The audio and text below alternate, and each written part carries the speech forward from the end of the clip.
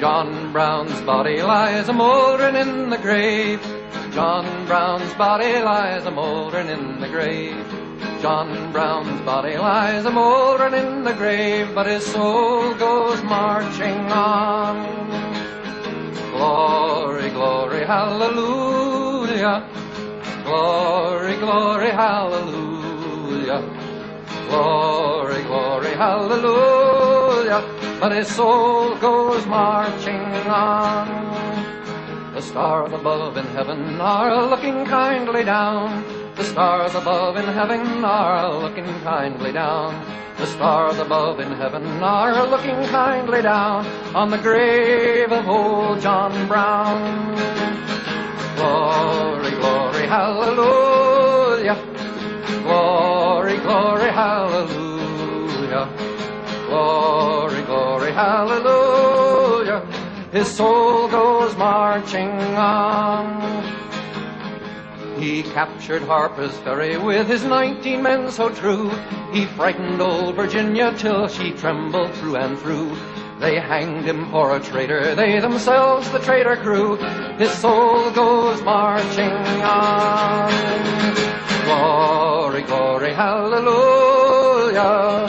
Glory, glory, hallelujah.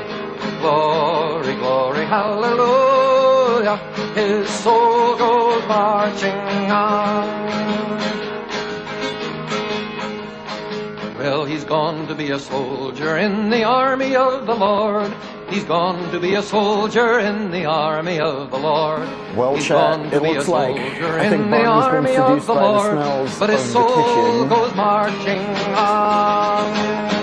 Glory, glory, hallelujah.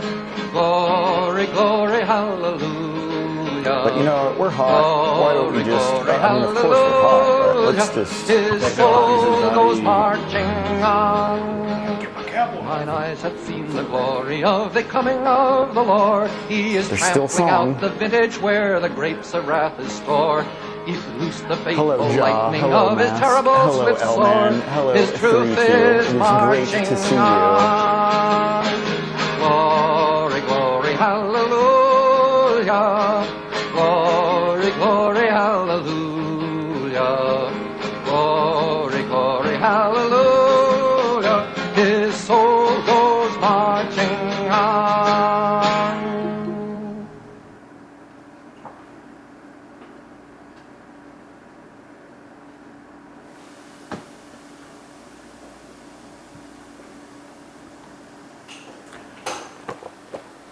Hey chat, it's Monday, way past 7:30 p.m. CST. Jacob, you need your microphone. Oh, I got it on me. Oh, it's just not on. We're very big-brained boys here. We figure it out. Hi, welcome to Technopoverty. I'm Henry. I'm Jacob. As always, Technopoverty is where we use video games as an excuse to talk about books, and books as an excuse to play video games. And tonight, Jacob will be playing Freedom Fighters while I go through Paulo Freire's Pedagogy of the Oppressed. I know the initial plan was that we were going to be playing either Mina the Hollower or Pipistrello and the Cursed Yo-Yo, both furry games, while reading Gretchen Felker-Martin's Black Flame. But let me tell you folks, I went to El Paso, Texas this past weekend, got to see my family, got to see a lot of great loved ones, celebrate my grandma's 100th birthday. Very cool. But boy, the local politics, such a mess. What? If you've seen anything about data centers in El Paso, Texas and what's going on there, yeah. But I mean, there's also just, you know, shortfalls in the public transport and the school systems. I didn't realize Harmony schools and Idea schools, it's like, they're charter schools, they're like tuition-free charter schools. I don't know what the deal is there as far as like who gets paid what by like government you know, what's public, what's private there as far as who's funding that. Oh, yeah. But yeah, just the smash and grab economy at play, it got me thinking about Paulo Freire here, our Brazilian friend, writer of Pedagogy of the Oppressed. Jacob, Paulo Freire at one point, he was a, so Paulo Freire, he was a, you know, I feel like calling him a philosopher. Yes, he did philosophy. He was a very practical philosopher, politician, professor. He studied law, but I'm not sure if he was a lawyer. I can't remember that. But like, he's from Brazil. He grew up poor. He played a lot of pickup soccer with his friends, and through that, you know, he socialized and kind of learned, just how to interface with society, how to live as a person. You know, that was his thing as a boy. But like, you know, he lived in poverty, and he kind of became interested in the psychology of language and how that affects that kind of thing. Interesting. Coming from sports. I mean, well, like I say pick up soccer, I don't mean like he played like professionally or anything like that. It was just the social activity like they did as kids there in Brazil. And through that he started to notice things, you know? Like, he became interested in sociology and the psychology of language and like, you know, how the oppressed kind of, you know, exist. He's a Christian socialist kind of guy. okay. He's very foundational to like liberation theology, again, Brazil, South America. And I bring that up because I was going to tell you. So, you know, he went to law school, he worked as a professor. At some point in his state, he gets in a position in a Department of Culture and Education to enact this program where in 45 days, they took sugarcane harvesters, you know, dudes who worked the fields, illiterate. 45 days, they were able to teach like 300 sugarcane harvesters how to read. It was like it was an experiment in education he'd wanted to do for some time, and like he finally got in the position to do it, and it really kind of reaffirmed some of his ideas and kept him going, and then he started writing, and that's where we get Pedagogy of the Oppressed from. That's crazy. Readjusting this camera, apologies, y'all. The feed froze, there we go. There was at one point, a lot of strife in South America. Gee, I wonder who caused that. Who's doing it now? Have things changed, or are we just? I'd imagine things changed. I'm very scared Philip K. Dick was right, because like I like Philip K. Dick, but Valis as a novel, it kind of scares me, or it kind of. I don't know. It kind of scared me when I was going through his other stuff. Just the the premise of Valis is that like the Roman Empire never died. We're like living in a hologram, just creepy. But like it's he's like very literal with it, but like on a metaphorical level, it's just like, well, yeah, we're still under Western imperialism. So it's like, oh shit, because like it's also infamously like a later Philip K. Dick book he wrote where he very openly like just talked about like he had a hallucination one day in his living room where he saw a red light just blasting in his eyes and it was beaming Valis into his brain and he just had to go with it. Okay. Yeah. Again, this book kind of scared me, and this was back in my early 20s when I was going through all the Philip K. Dick, and I was like loving the edgy shit and like the drug-addled acid like shit, but then I was like, okay, this book's like tinfoil, but it's also like more sober than his zanier stuff, and that kind of scares me. Like it is passionately paranoid in a way that maybe is less gumshoot, bubble gum than like, you know, do Android the Dream or The Man in the High Castle. Yeah. Man in the High Castle, one of the greatest novels of all time. I've heard some great things about that one actually. But I think we're going to get to the game. I think so. I was about to say, do you need me to keep playing for time, or are you all technically good to go? I think we're good to go. You know what? We were waiting on Barney, but there's food being cooked in the kitchen, and the smells, she can't resist the siren's call. Yeah, unfortunately, it's just so good. I'm just going to pull up your Steam Deck. Yeah, there we go. If there's any private info, feel free to steal Jacob's ID. Steal it. Become me. Now, this book's fairly short. This may be like the Manifesto, where we just do it in one session. If not, we may just do it over 2 nights. Alright, hell yeah. You get an audio. Let's see. Oh yeah, we may need to fuck with the cable.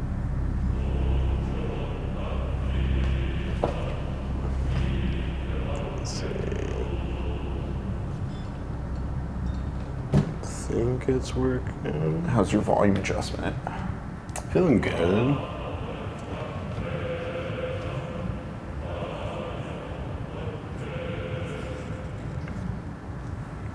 (1976), Soviet Union sends thousands of military advisors to Guatemala and Honduras. Okay. 1996, Mexican Communist Party celebrates disputed victory in presidential election. Oh, I didn't realize how much of an alt history this was. Yeah, 2001, foiled assassination attempt on the U.S. president. An unnamed foreign power is implicated. Yesterday, reports of low-flying drones from all over the USA. Government dismisses the sightings as weather balloons. This is great, actually.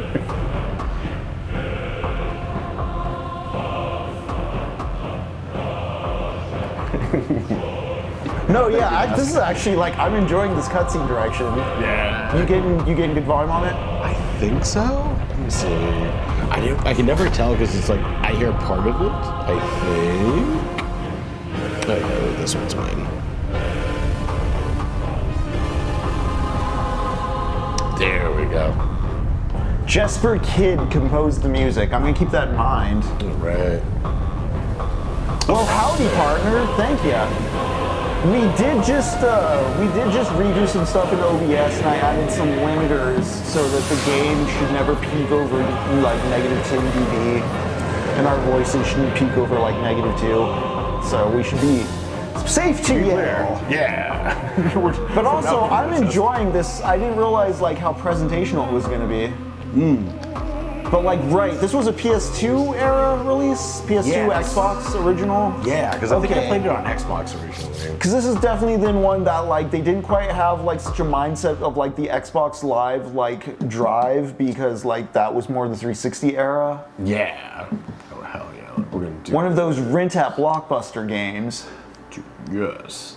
I remember I never beat this game, but I played it a lot. It took me a while to figure out what game it was. France v Spain tomorrow. Howdy, howdy, yeah. Oh hell yeah. All quiet on the Western Front. Dude, it's been honestly a lot of fun watching all of the different. Yeah, soccer once the games. quarterfinals kicked in, I got pretty into it. Right? I think I hear a party finally. Oh? Stick for runs.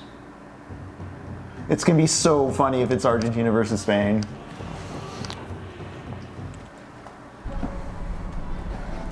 Oh shit. Anyway, when I couldn't pinpoint the exact location of my humble summer cottage in the Hamptons, Come on, Bertie. she dropped me right there.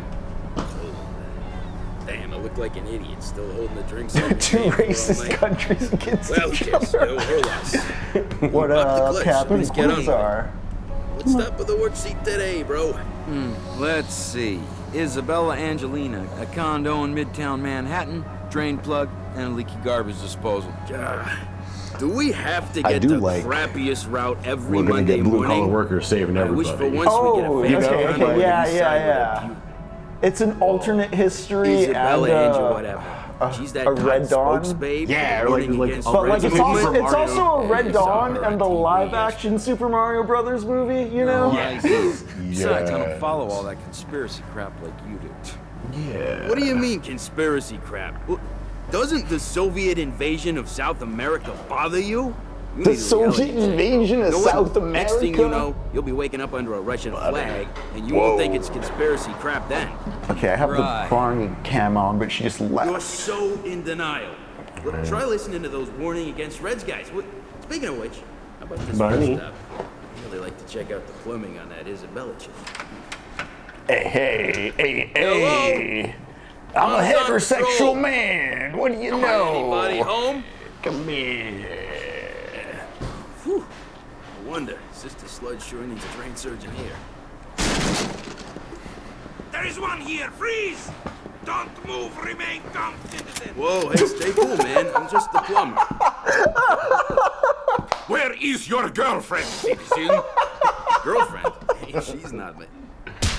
Oh, we're just I fucking will ask maybe. again. Where is Isabella Angelina? Hmm? What, her? Look, I mean, she's not... Dude, his chest hair. Isabella, How beefy this boss is gonna be. bomb the place to pieces. I want to see a lawyer, buddy. Yeah, this is the Big Lebowski.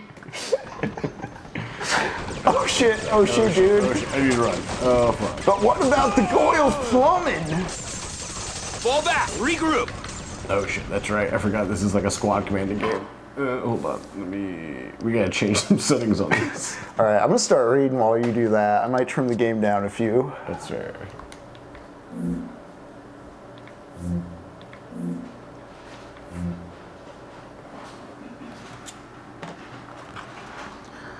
While the problem of humanization has always, from an axiological point of view, been humankind's central problem, it now takes on the character of an inescapable concern.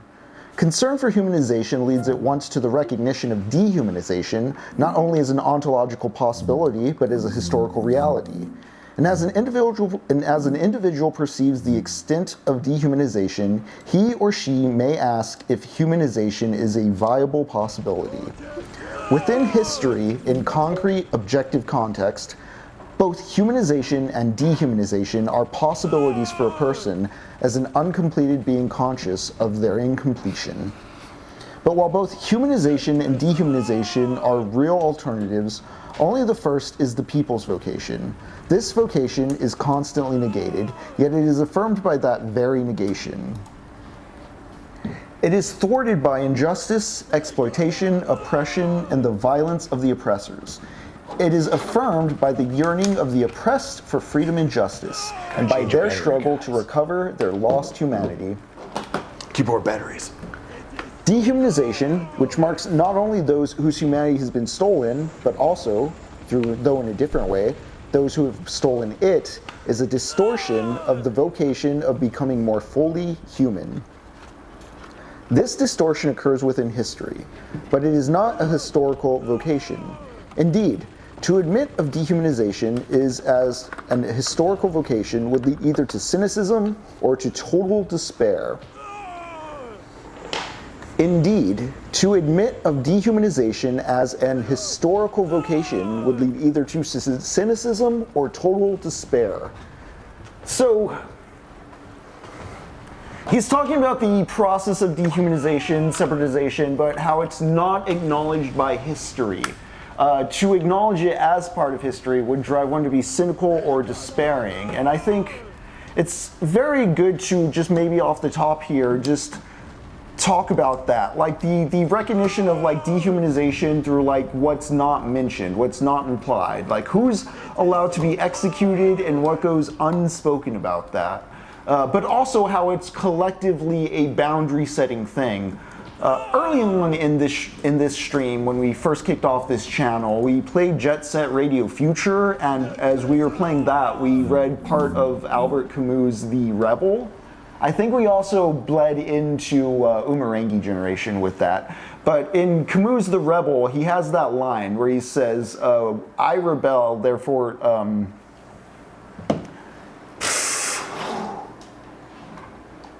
I rebel, therefore we are.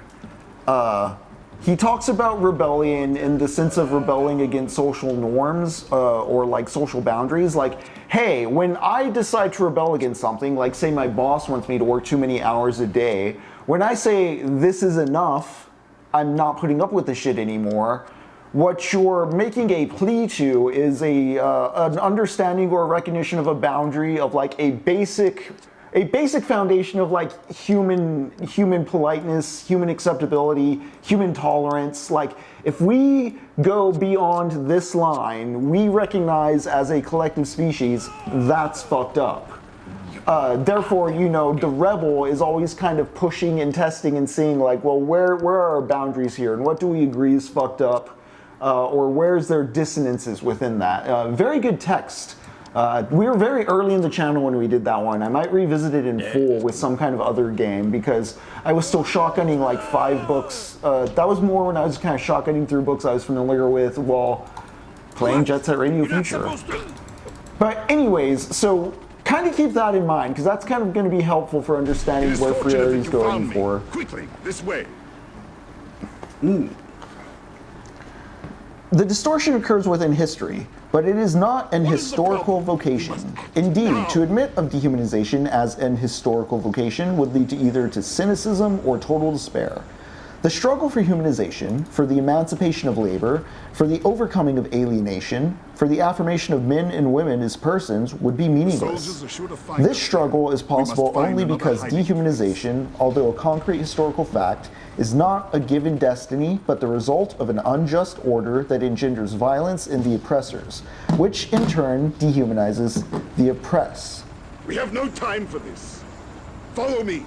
I know a safe place where we can rest. Dehumanization, although a concrete historical fact, is not a given destiny, but the result of an unjust order that engenders violence in the oppressors, which in turn dehumanizes the oppressed.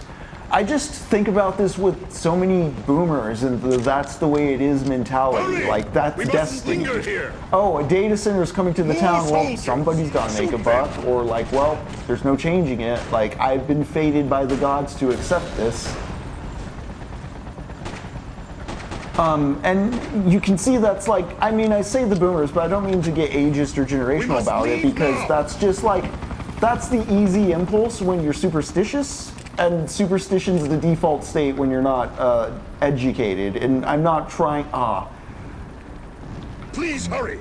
Well, we're getting into it with pedagogy of the oppressed. How do we educate people, and how do we like make these distinctions to where like I'm not trying to shame when I'm saying educated, but I know when you say a phrase like that in American terms because of how like Protestant we are, it's like, oh, he's calling us stupid. Like, you know what I mean, Jacob? Yeah, it's the knee-jerk reaction of like, don't call me something I don't understand, Mr. Smarty Pants. What do you think, you're college educated? There's so much of that too, in the sense that like, hey, if you can get a snarky one in on the guy, it means you're smarter than him, and it means like you're performing more on top of things as like an American individual. I don't want to say citizen because it doesn't have that same sense of civic duty to it, you know? Yeah. It's more like I'm a libertarian American, or like an American at their most libertarian, which is probably why like libertarianism is like an impulse in a party has that like sense of like third place presence, you know what I mean? Yeah. Because like there's enough background radiation from all over the compass for it to muster something. Yeah, it's like enough of people in small areas kind of come together to get that. Also, Jari, I totally agree with that on Boomer. I was laughing about the stereotype slider because when I read that I was like, wait, where is the stereotype slider in this game? I was like, oh, gotcha. I'm just an idiot. We're gonna get these guys. Oh yeah, give my medkit, brother. So what's happened so far? I've been reading. You make it out of the apartment, you found a gun. I did. What happened to Mr. Chest Hair? Can you whack people with a wrench? He stole, I can, yeah. He stole my dog, my brother. Okay. Is he literally your brother or just like your best friend, business partner? You know, I actually don't know. I think brother. Masks, sadly mine are, and I've really had to come to terms with that. Yeah. I'm at least happy my mom is terrified of AI in every respect. She's like, I don't trust that. Good, you shouldn't. What's up? What the fuck? Whoa. We have no time for this. Follow me. I know a safe Because place it is a where we can distortion of being more fully human, sooner or later being less human leads the oppressed to struggle against those who made them so. In order for the struggle to have meaning, the oppressed must not, in seeking to regain their humanity, which is a way to create it, become in turn oppressors of the oppressors, but rather restorers of the humanity of both. This then is the great humanistic and historical task of the oppressed, to liberate themselves and their oppressors as well. Grab a Molotov. Let's show the rest. I just want to preamble. this doesn't mean like there are still, I think, I'm just going to keep reading. Roll those babies! The oppressors who oppress, exploit, and rape by virtue of their power cannot find in this power the strength to liberate either the oppressed or themselves. Only power that springs from the weakness of the oppressed will be sufficiently strong to free both. Any attempt to soften the power of the oppressor in defense to the weakness of the oppressed almost always manifests itself in the form of false generosity. Indeed, the attempt never goes beyond this. In order to have the continued opportunity to express their generosity, the oppressors must perpetuate injustice as well. Jacob, what does that mean? In order to have the continued opportunity to express their generosity, the oppressors must perpetuate injustice as well? No time to waste. Why is it called organized crime? Yeah, like, so you have to keep the system, so you have to create criminals in order for the criminal justice system to... Are you saying it insists upon itself? Is the law a jobs program for cops? Whoa. An unjust social order is the permanent fount of this generosity, which is nourished by death, despair, and poverty. That is why the dispensers of false generosity become desperate at the slightest threat to its source. Regroup!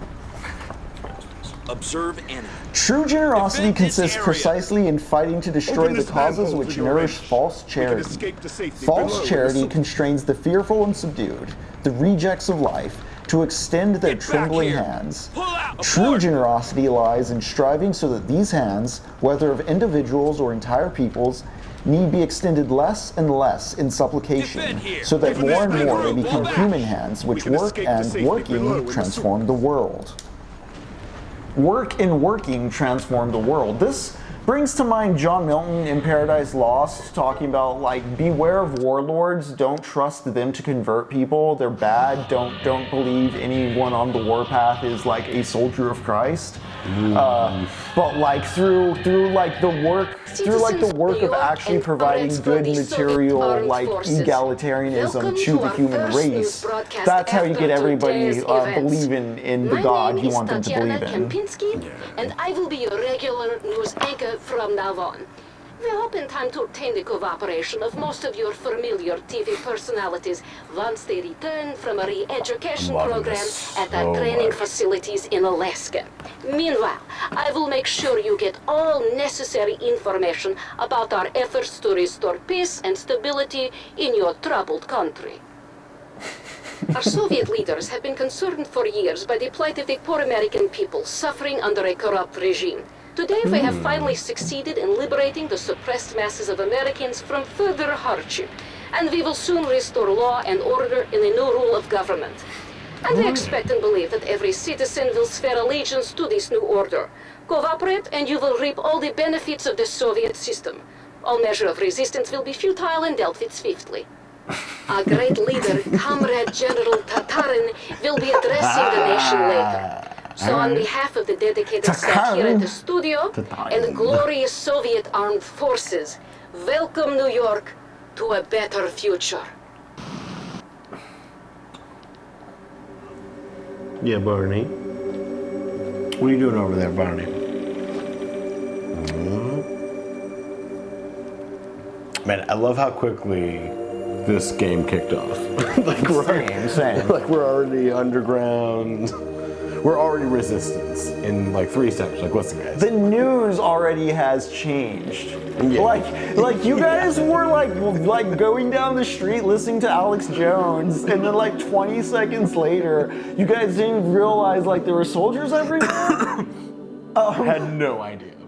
We're just so caught up in conversation. You're so caught up in listening to Joe Rogan talk to fucking talking about DMT. yeah. You ever do DMT, bud? Yeah. I think we finally got Barney. No, but you had Neil deGrasse Tyson on, so it was like smart, you know. Real fucking smart. Let me know when you got her up. I can pull that back up. Is that the Red Scare podcast? Oh, it froze, I think. Oh, did it? Yeah. Nah. Casas. Here, actually, you know what? Here, let me end this game real fast. You guys are gonna see behind the scenes real fast. Secret looks. Secrets. This is all for you guys. Yeah, because we want not that. Not. Steam Deck, for why you do this to me sometimes. Oh, I just refreshed it. I'm good. That was on my end. Oh, excellent. Sorry. Well, now all good. I just assume I'm running the Steam Deck card, but it actually runs things pretty well. Also, this game is not that demanding. Like, I bet the Steam could run this thing at like 8K. Yeah. It would be fine. Yes, resume.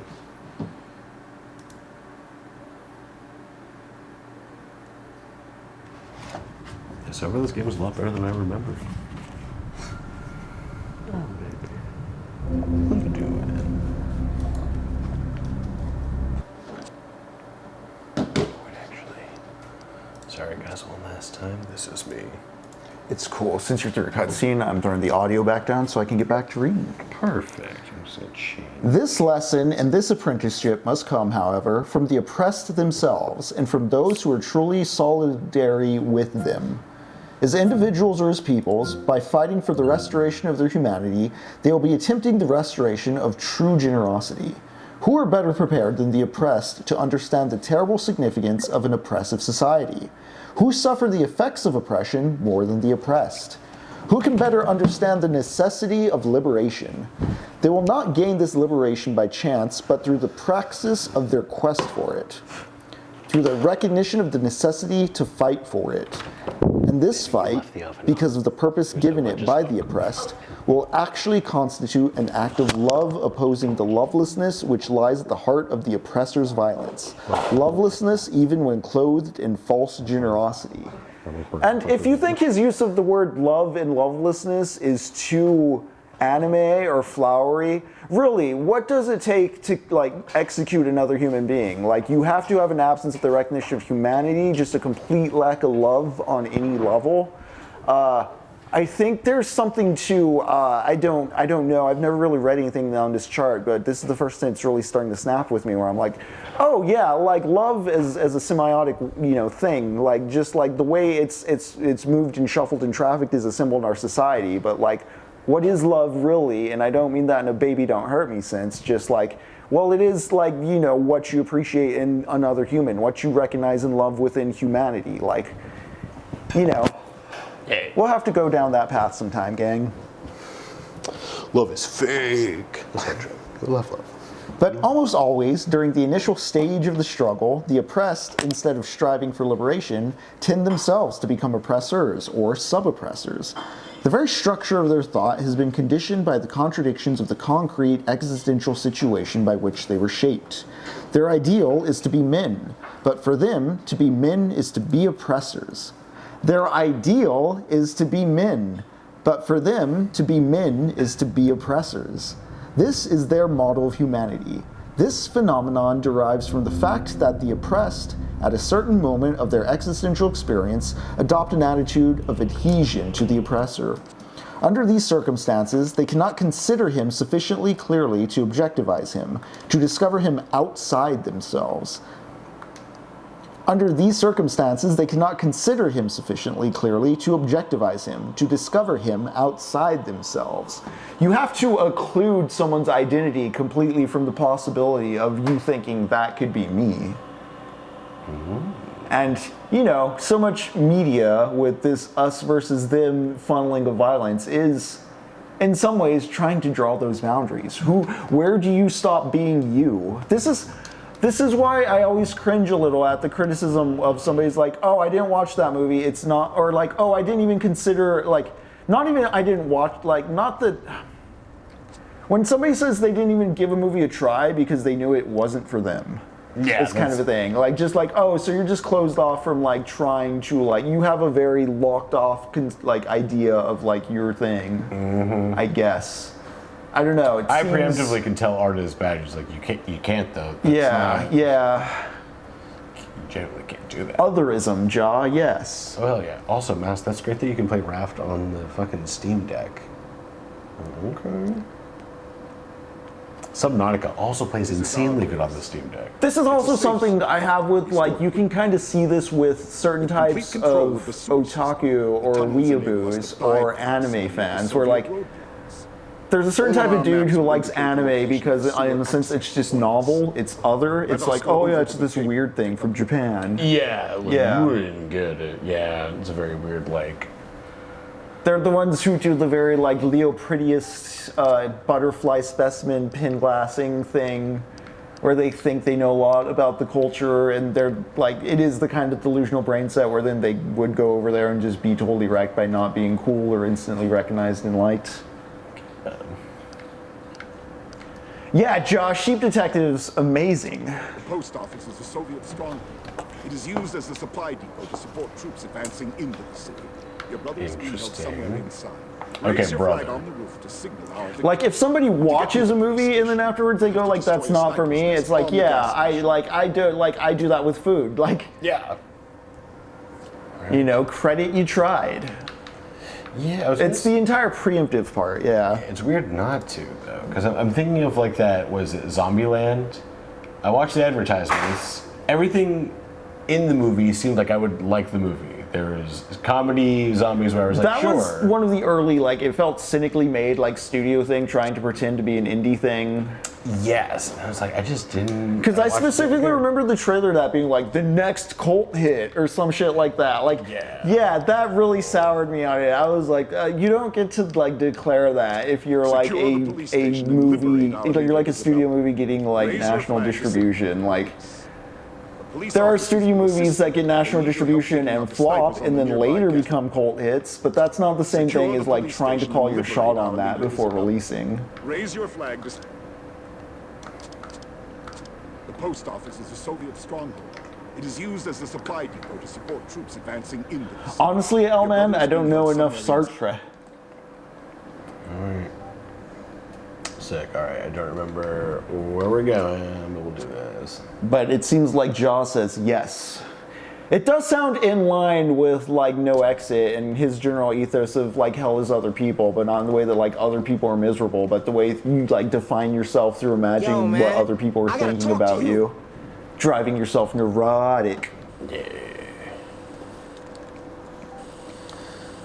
This does not necessarily mean that the oppressed are unaware that they are downtrodden, but their perception of themselves as oppressed is impaired by their submersion in the reality of oppression. At this level, their perception of themselves as opposites of the oppressor does not yet signify engagement in a struggle to overcome the contradiction. The one pole aspires not to liberation, but to identification with its opposite pole. I can make it. There's enough spots on the meritocracy for me still. If I just spell check the president and if I snark his words right, the teacher in charge will see how clever I am, and I'll be elected next to be biggest boy in the land. I win. Don't you see? I will retroactively not be a fucking loser in high school. It's awesome. It solves all my problems. In this situation, the oppressed do not see the new man as the person to be born from this resolution of contradiction, as oppression gives way to liberation. For them, the new man or woman themselves become oppressors. Yeah, all these socialists are gonna drive the Democratic Party too far and too radical, and then we're gonna get Donald Trump for. Their vision of the new man or woman is individualistic. Because of their identification with the oppressor, they have no consciousness of themselves as persons or as members of an oppressed class. It is not to become free that they want agrarian reform, but in order to acquire land and thus become landowners, or more precisely, bosses over other workers. It is a rare peasant who, once promoted to overseer, does not become more of a tyrant towards his former comrades than the owner himself. This is because the context of the peasant's situation, that is, oppression, remains unchanged. In this example, the overseer, in order to make sure of his job, must be as tough as the owner, and more so. Thus is illustrated our previous assertion that during the initial stage of their struggle, the oppressed find in the oppressor their model of manhood.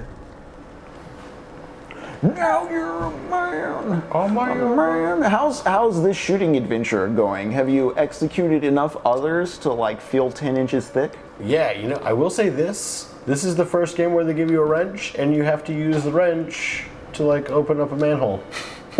Like, Okay, so it really is the Mario Brothers Yeah. 90s film. like, Which, speaking of sewer socialism, Jacob, have you ever seen the extended cut of the 90s Mario movie? You had to torrent it because it was like you'd have to pirate it or whatever, but like it has like extra scenes cut in. And there's Secure the one police where station in Iggy Liberty, and Balda, I think it's Iggy. I forget Raise the your other. flag to I forget the fucking police. Koopa kids' names. Iggy Police and the other officers one. will assist you. The They need two your help taking bozo characters. The slapstick characters in the fucking movie. Dennis Hopper gets mad, and so he puts him in the chair and hits him with the stupid beam, but they accidentally hit him with the smart beam. And the way you know they accidentally hit him with the smart beam is because when he comes out, they just start quoting the Communist Manifesto, so they put him back in. Like, there's a few, like everything that's cut is like just a bit more. It's like weirdly like labor lefty conscious. fuck, that's really funny. Yeah. And it's interesting because while pointed, I'm like, it really is interesting, that movie, how Dennis Hopper's Koopa is just a fascist authoritarian dictator, and that's just so cartoonishly what the movie's about. You know what I mean? Like I think the socialist leaning stuff isn't even there because of like at the time historical context. Like it doesn't even feel like it's talking about the Clinton administration or anything, you know? It's just it doesn't because feel there's political. like because there's hyper exaggerated fascism in Dennis Hopper's Koopa. There's also hyper-exaggerated anti-fascism in the way the movie's critiquing it. And so, like, what gets cut, it's not like it's like saying, like, fuck Bill Clinton, or like, hey, the 1992 bill. Like, it's not making any explicit political reference, it's just, that was just how it happened in making a cartoon caricature of the thing. Yeah. And what I'll say is interesting is you do see, because of sensibilities, what got cut, and like, watching the two versions and seeing what like America couldn't handle in 1994 in a theatrical release is pretty telling. That's so fucking. Because like another thing to consider is like, you know, people have nostalgia for Blockbuster Video. I think I even fucking mentioned it earlier when talking about Freedom Fighters. I did go to a Blockbuster. Like there were a lot of like local video stores in El Paso. It was a lot of chains. Yeah. But Blockbuster had like a lobby on like, they're gonna stock your shit, and it's like, did you want to be in Blockbuster stores? Like in the same way, like, do you want to be on Netflix's now? Except, you know, Netflix doesn't really care about content, but like, Blockbuster did have like some Christian American organizations or something lobbying for it, or like it worked with. There were like lobbyists and like decency groups basically that Blockbuster was nice to, and that's kind of why like when Hollywood Video showed up, it's like, oh, they have like Evil Bong, what the fuck? Like I'd never seen anything like that until I entered a Hollywood Video, like those really low budget, just like bullshit movies. Yeah. The Goomba's boots were reused for the prison magnetic boots in Face Off. Fuck. Yeah, that's so awesome. Dude, I love that shit. I was like, that's a 4K I do want to get as a Super Mario movie because it was fun. I think Arrow did a 4K a while back, didn't they? Yeah. That might have the extra scenes on it, because when I saw the extended version, it was like mid-aughts. No, it was later than that. It was maybe sometime in the tens. I'm so old. No, I'm not. Your brother is being held somewhere inside. Raise your flag on the roof to signal our victory. To get near the police station. Yeah, 3-2, destroy same. Sniper's nest on the gas station. Also, I don't think it's still there. I'm pretty sure it's gone, but there was a local kind of video rental card store. There was kind of a local rental store called Major Players. Shout out to them, but they carried a lot of anime. You could also rent consoles from them. Oh, hell yeah. Nice. Yeah, dudes in high school would always go down there and, like, on the weekends be renting a GameCube with Smash Bros. They would have Smash Bros tournaments and, like, Magic the Gathering tournaments and stuff there. Dude, hell yeah. I love that anyone would do that kind of stuff. I'm like, that is a really fun.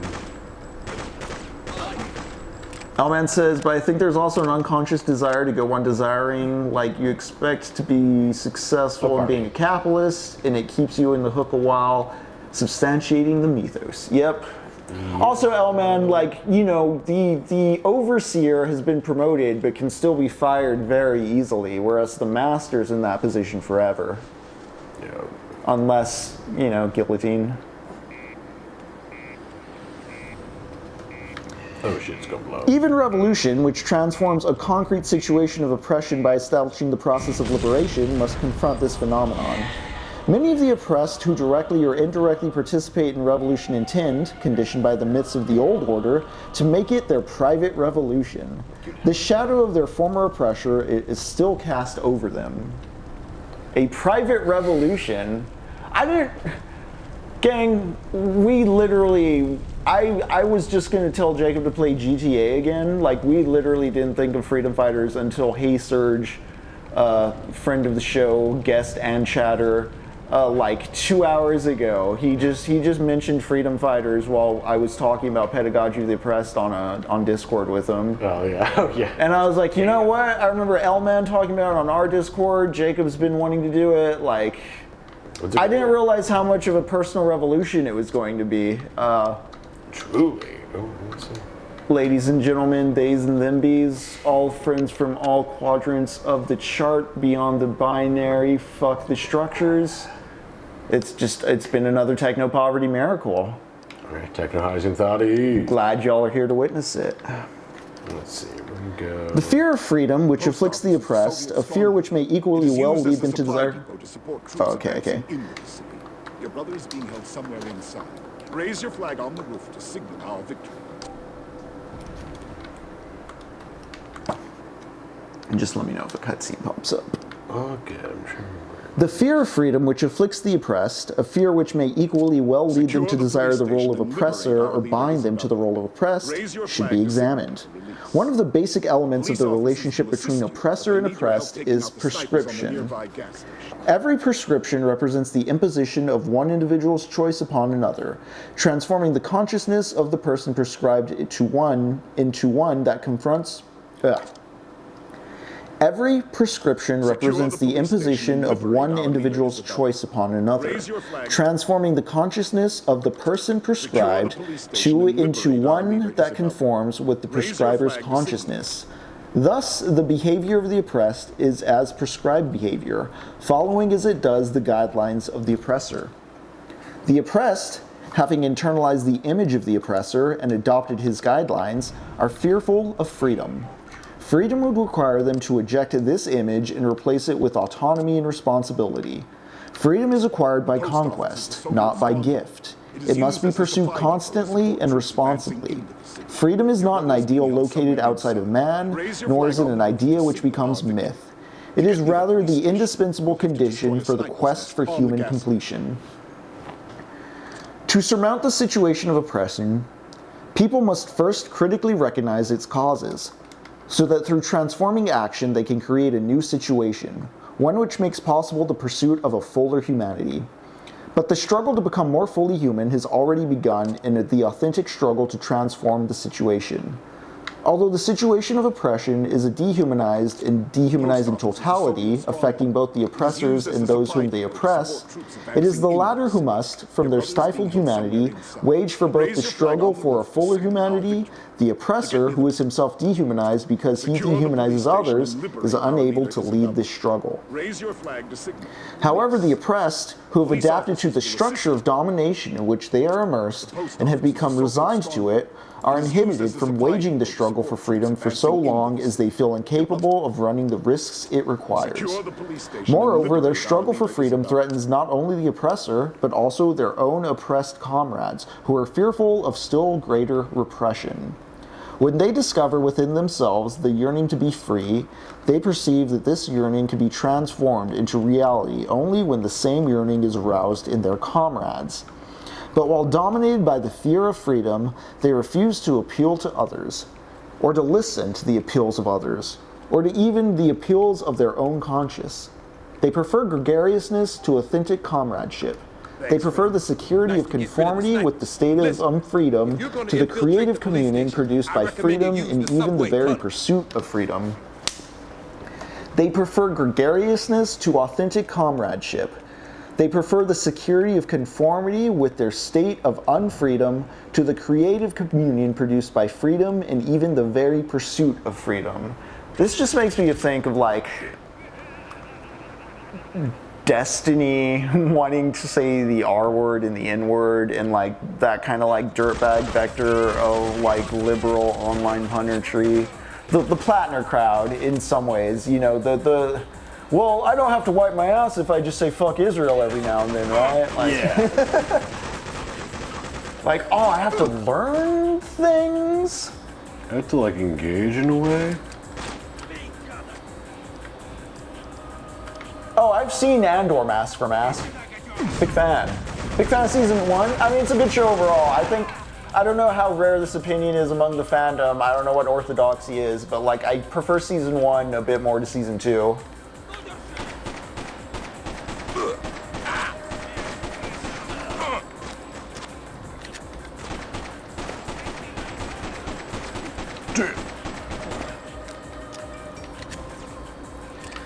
The oppressed suffer from the duality which has established itself in their innermost being. They discover that without freedom they cannot exist authentically. Yet although they desire authentic existence, they fear it. They are at one and the same time themselves and the oppressor whose consciousness they have internalized.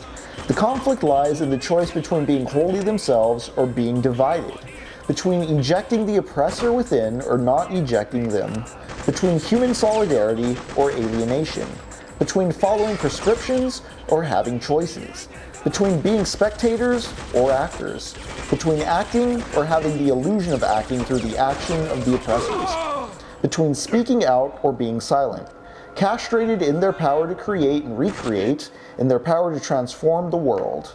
It's interesting that castration comes up even here. Cuckoldry is at play. This is the tragic dilemma of the oppressed which their education must take into account.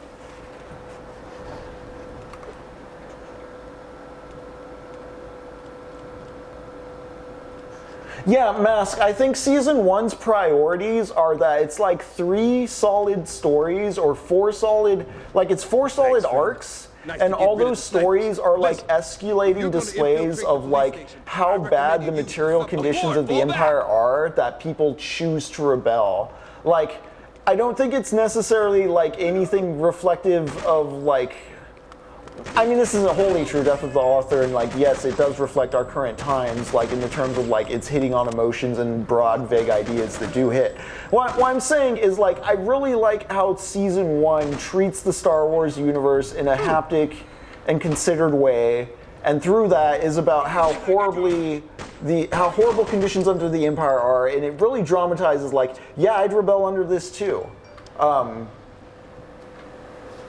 I think it's very solid and like it's like 4 tightly focused like layering stories just scaling up. It's like this is what it's like on the personal level as a working man, and then as a criminal on the run, and this is what the prison system is, and like even if you survive all that, this is what it's doing to your family and your community, like all of that. And you can talk about all of that in completely non-Star Wars terms.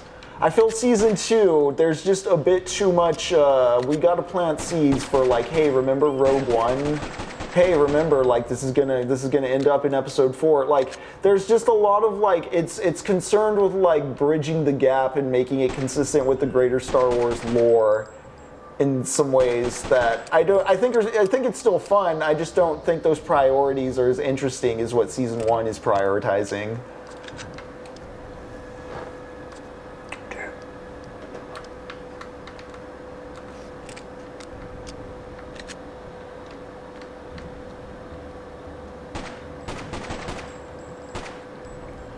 Yeah, the potential for assembly jaw, I think that's a good thing, because like, yeah, Andor will make you feel revolutionary and maybe vaguely lefty, but again, consider in real life, like a bank heist, I don't think could break a fascist power in that way, or at least like, they can, like money can just be digitally replaced nowadays, is what I'm saying. The Pentagon bleeds trillions all the time. Yeah, they're already out of their. They're already out of their money. So it's very wistful and wishy-washy and swashbuckly in a good sense. This is what makes it Star Wars, to be like, yeah, we can steal enough money from the bad guys that it would like hurt them in that way. That's where you have to go beyond Rogue One and Star Wars and like read more theory and like more considered leftist stuff. But stay low, or the soldiers But I will mean, spot for you. what it's doing, it's fun.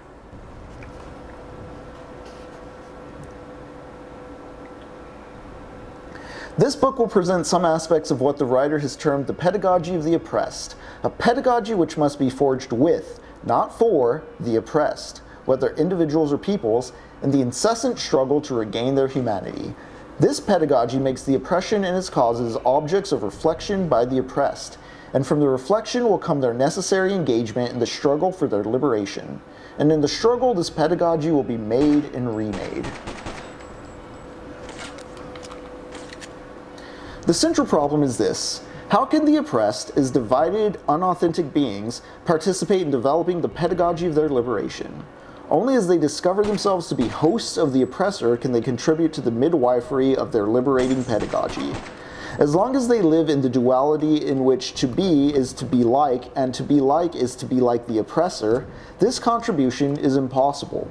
The pedagogy of the oppressed is an instrument for their critical discovery that both they and their oppressors are manifestations of dehumanization.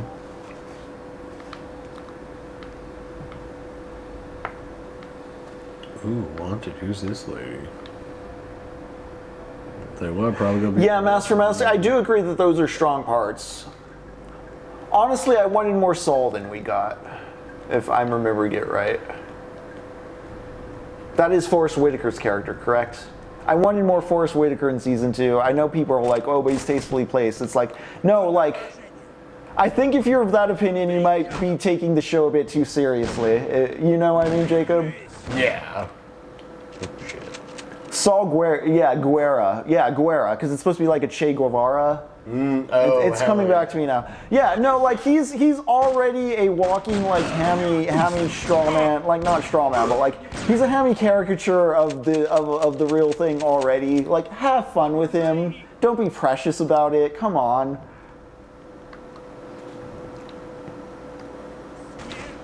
Oh, you fuckers. Liberation is thus a childbirth, and a painful one. The man or woman who emerges is a new person, viable only as the oppressor-oppressed contradiction is superseded by the humanization of all people. Or to put it another way, the solution of this contradiction is born in the labor which brings into the world this new being, no longer oppressor nor longer oppressed, but human in the process of achieving freedom. This solution cannot be achieved in idealistic terms. In order for the oppressed to be able to wage the struggle for their liberation, they must perceive the reality of oppression not as a closed world from which there is no exit, but as a limiting situation which they can transform. This perception is a necessary but not a sufficient condition for liberation. It must become the motivating force for liberating action. Nor does the discovery by the oppressed that they exist in dialectical relationship to the oppressor, as his antithesis, Nor does the discovery by the oppressed that they exist in dialectical relationship to the oppressor as his antithesis, that without them the oppressor could not exist, in itself constitute liberation. The oppressed can overcome the contradiction in which they are caught only when this perception enlists them in struggle to free themselves. The same is true with respect to the individual oppressor as a person. Discovering himself to be an oppressor may cause considerable anguish, but it does not necessarily lead to solidarity with the oppressed. Rationalizing his guilt through paternalistic treatment of the oppressed, all while holding him... Wow, okay. Getting some good stuff here. All right. Discovering himself to be an oppressor may cause considerable anguish, but it does not necessarily lead to solidarity with the oppressed. Rationalizing his guilt through paternalistic treatment of the oppressed, all the while holding them fast in a position of dependence, will not do. Solidarity requires that one enter into the situation of those with whom one is solidary. It is a radical posture. If what characterizes the oppressed is their subordination to the consciousness of the master, as Hegel affirms, true solidarity with the oppressed means fighting at their side to transform the objective reality which has made them these beings for another. The oppressor is solidary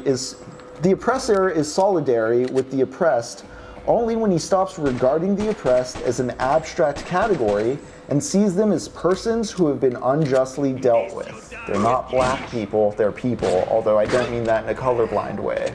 I mean that in a way where, like, if you just watch the Oscar movies for the egalitarian checkmark way and not just like, hey, maybe I can get something from this human experience, I don't know what you're doing. Someone's playing solitaire in this game. I think that also gets back to, yeah, somebody just playing solitaire.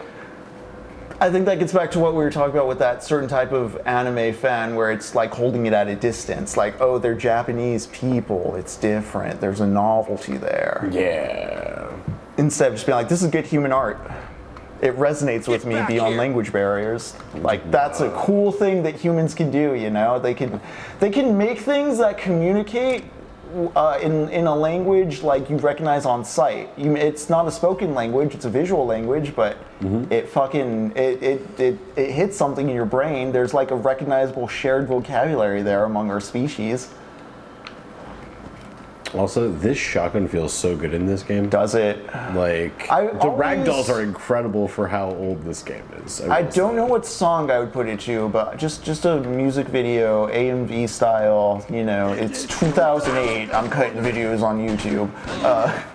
But just of all the good shotguns in video games, because I'm not a gun fetish guy in real life, but shotguns in video games, always. Not always, but there's so many good ones. Yeah, more often than not, I feel great. Chat, do you have a favorite shotgun in a video game?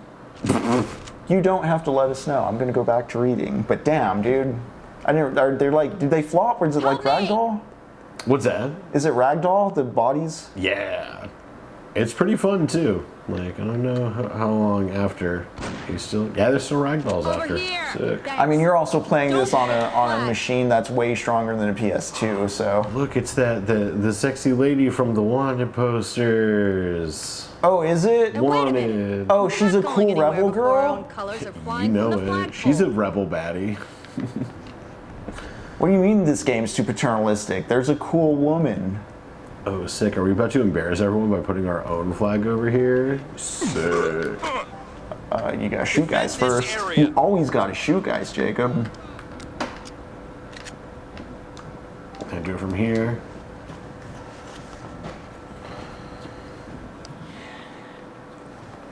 I do wish it had been a 3-season 2 mask. Damn, 199 shots. Yeah, 3-2. That kind of annoyed me. I think they could have ended on a way stronger thing, and it kind of soured my feelings with the baby reveal because that felt like such a cynical studio hook thing instead of like a tasteful ending.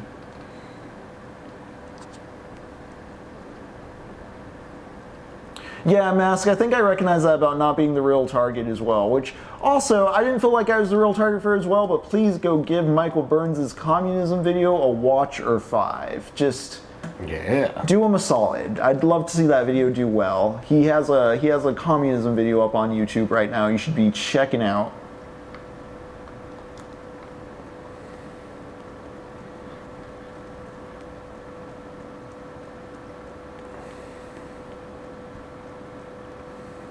Assault shotgun in GTA 5, says 3-2.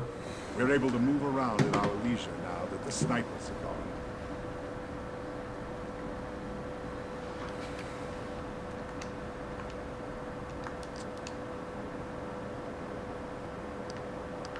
I want to break free. Post office is a Soviet break stronghold. It is used as a Reading supply the depot to support comments troops advancing into the city. from Your brothers will be Jari. held somewhere inside. Raise your flag on the roof to signal our victory. To get near the police station, you'll have to destroy a sniper's nest on the gas station.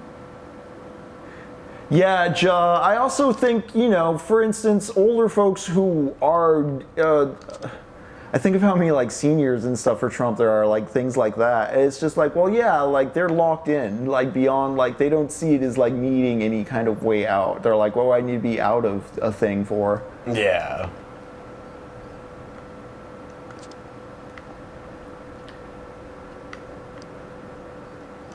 It's also one of those things where even if you were to say, like, you know, point out, like, well, property taxes, data centers, etc., etc., it's like, well, like, but things have been going good for so long already. I think I know what I'm doing. Kind of that Follow me, insular. Chris. I'll take you to the safe house. Oh, nice. Those other ragdolls just dropped up there. Come on, Chris. We have no time to waste. So you saved Action Girl. Yeah, you're wasting time, Jacob. Oh, let's go. Is she gonna be a dom? Is she gonna be telling you how much of a man you're not being?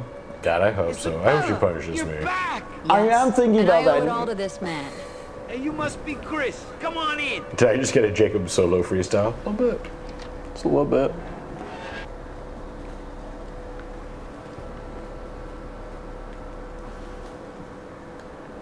Freedom. This is only a temporary base. We're using it as a staging place for this mission.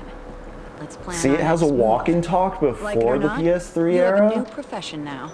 Alright. Again, The Last of Us was a honing of like a whole generation of sort of like design ethos. Yeah. Again, I really hold that the real push of that game is in its mechanical perfection that they've Naughty Dog been working at since Crash Bandicoot days. Here we have an overview of the enemy compound.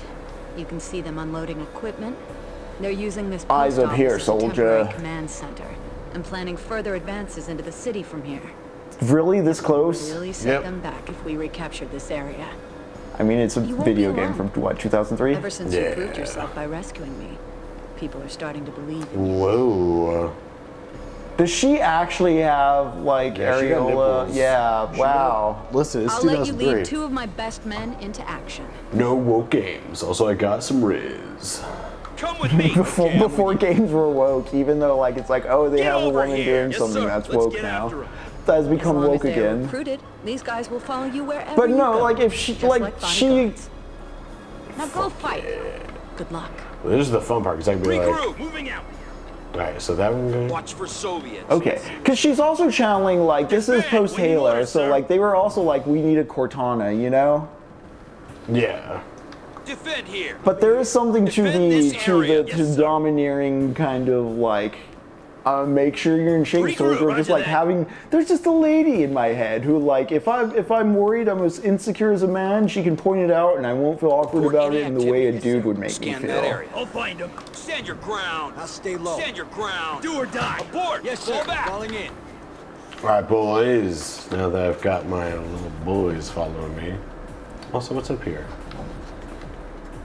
I'm good? No? Closed doors? Toilet.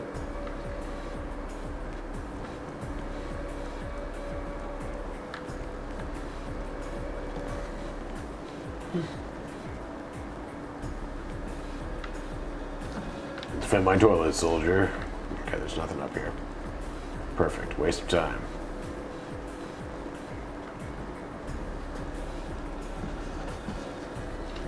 Observe enemy. As Hegel affirms, true solidarity with All the of you oppressed get means back fighting here. at their Regroup. side to transform the objective reality which has made them these beings for another. Abort. The oppressor is solidarity with the You are oppressed the leader. only when he stops You can issue regarding your the men oppressed as an commands. abstract Get the category That's and good. sees them as Your men persons will who have been fight every unjustly enemy dealt in the with, direction deprived of their the whole voice, nine yards. cheated in the sale of their you labor. see him? When he stops making pious, sentimental, and individualistic This is an gestures important vantage and risks point. an Gives you act overview of love. the battlefield. Use True those for solidarity strategic is found maneuvers. only in the From there you can plenitude of command this your act troops of and love, cover them at the in same its time. existentiality Everybody and get in back. its praxis. You're a true leader. To affirm that men and Sometimes women are it's important to persons know and when this to fall person back. should be free, Fall and yet back. to do nothing tangible to make this affirmation a reality is a farce. Since it is concrete situation that the oppressor-oppressed contradiction is established, the resolution of this contradiction must be objectively verifiable. Hence the radical requirement, both for the individual who discovers himself or herself to be an oppressor and for the oppressed, Fall that the back, concrete moving out. situation Move which in, begets take 'em down. oppression must be transformed. To present this radical them out. demand for Do the it. objective transformation of reality, to combat subjectivist immobility, which would divert the recognition of oppression into patient waiting for oppression to disappear by itself, is not to dismiss the role of subjectivity in the struggle to change structures. On the contrary, one cannot conceive of objectivity without subjectivity. Neither can exist without the other, nor can they be dichotomized. The separation of objectivity from subjectivity, the denial of the latter when analyzing reality or acting upon it, is objectivism. On the other hand, the denial of objectivity in analysis or action, resulting in the subjectivism which leads to solipsistic positions, denies action itself by denying objective reality. Neither objectivism nor subjectivism, nor yet psychologism, is propounded here, but rather subjectivity and objectivity in constant dialectical relationship. To deny the importance of subjectivity in the process of transforming the world and history is naive and simplistic. It is to admit the impossible, a world without people. This objectivistic position is as ingenious as that of subjectivism, which postulates people without a world. World and human beings do not exist apart from each other. They exist in constant interaction. Find the Reds. Roger that. Defend here. Marx does not espouse such a dichotomy, nor does any other critical, realistic thinker. What Marx criticized and scientifically destroyed was not subjectivity, but subjectivism and psychologism. Just as objective social reality exists not by chance, but is the product of human action, so it is not transformed by chance. If humankind produced social reality, which in the inversion of the praxis turns back upon them and conditions them, then transforming that reality is a historical task, a task for humanity. Reality which becomes oppressive results in the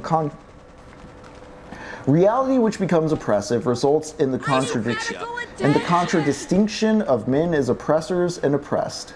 The latter, whose task it is to struggle for their liberation together with those who show true solidarity, must acquire a critical awareness of oppression through the praxis of this struggle.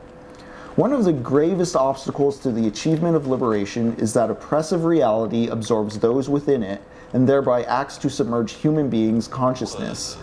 Functionally, oppression is domesticating.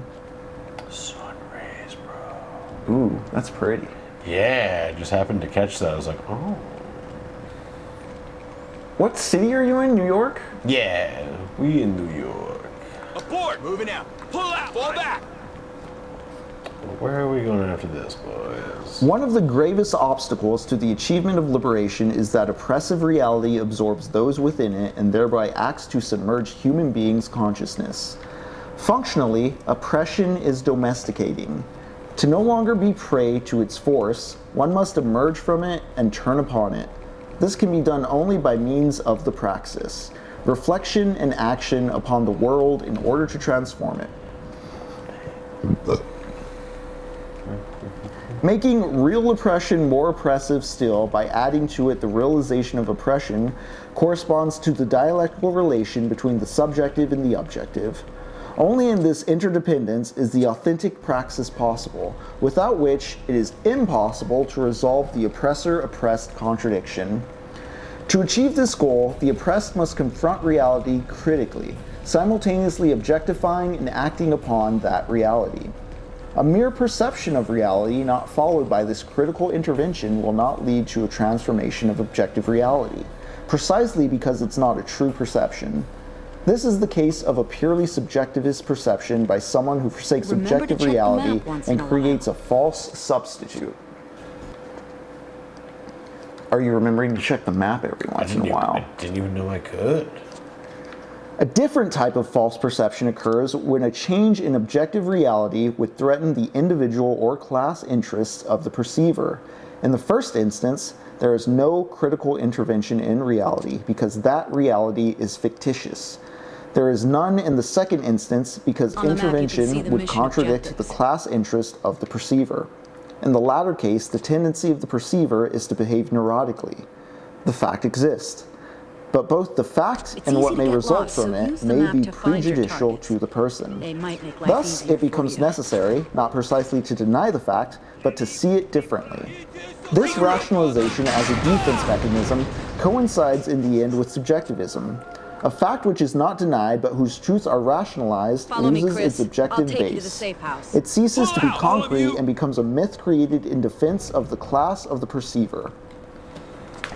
Herein lies one of the reasons for the prohibitions and the difficulties to be on, discussed at length keep in up Chapter with me. 4, Everybody, designed to dissuade the people from All of critical you. intervention in reality.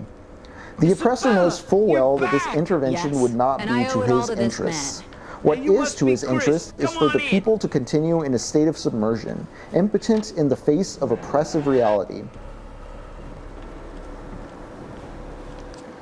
Of relevance here is Lukács' warning to the Revolutionary Party. Oh boy, this is maybe French or This is only a Spanish or temporary Portuguese. base. I We're don't using know it as what a language staging this place is. for this mission. It's French. Let's plan Paris, our next 1965. George Like it or Lukács. not, you have a new profession now. Okay, Freedom I'm not fighter. going to butcher this quote, but he's talking about Marx in French. I don't see like a translation.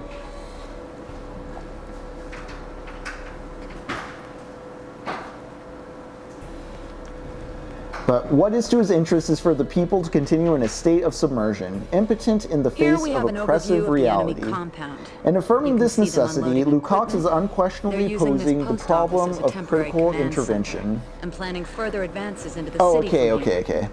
To explain to the really masses set their them own back action if we is to recapture this clarify and area. illuminate that action, You both won't be regarding alone. its relationship to Ever the since you objective proved facts by yourself which by it was rescuing me, prompted and people are regarding its starting to believe in purposes. Jacob, why do so many people like that Luigi Mangione person? You know, I can't. I can't put my finger I'll on let it. you There's lead just something two of my charming best about him, you men know? into action. Yeah. Oh my god. Come on, follow me. Yes, I reject your reality. Yeah, it's As just a long as cool they're name, right? recruited, 3-2. these guys will follow We're you playing the wherever you Mario go, Brothers, and just I'm like just thinking, bodyguards. are you Luigi or Mario? Now go You're fight. Luigi, huh? Good Because luck. like the other dude looked more Mario. Yeah, he definitely had a little more. Like he had the beard, didn't he? The beard and the hat. Yeah. Okay, yeah, then you're the Luigi, your brother's Mario. You're playing Mario is Missing, Jacob. Oh, it was like a Luigi's Castle. Yeah, there was an adventure game on Remember, the Super Nintendo called you are Mario the is leader. Missing. Get back And you here. played as You're in command. Luigi and you had to Report. travel To through attack various that small worlds searching patrol for of Mario. It was kind of bad. Fuck yeah, it's kind of funny. The more the people unveil this challenging reality, which is to be the object of their transforming action, the more critically they enter that reality. In this way, they are consciously activating the subsequent development of their experiences. There would be no human action if there were no objective reality.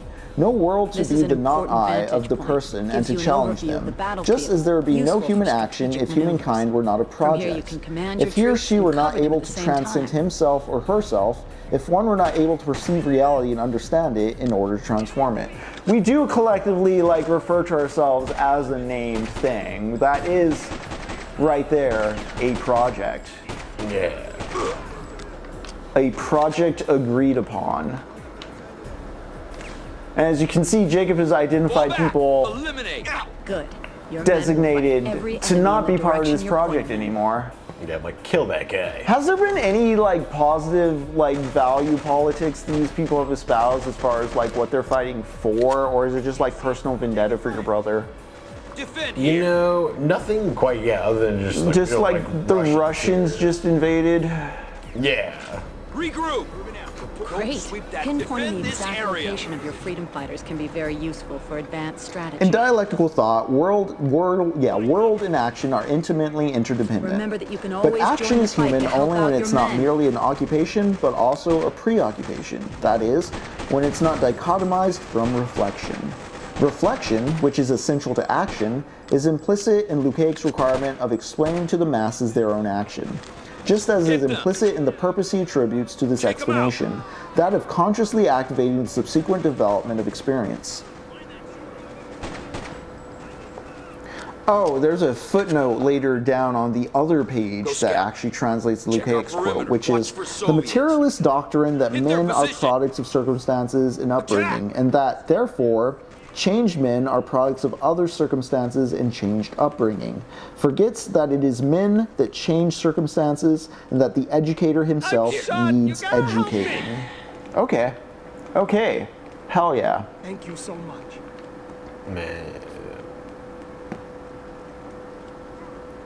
Reflection, which is essential to action, is implicit in Lukács' requirement of explaining to the masses their own action, just as it is implicit in the purpose he attributes to his explanation that of consciously activating the subsequent development of experience. For us, however, the requirement is seen not in the terms of explaining to, but rather dialoguing with the people about their actions.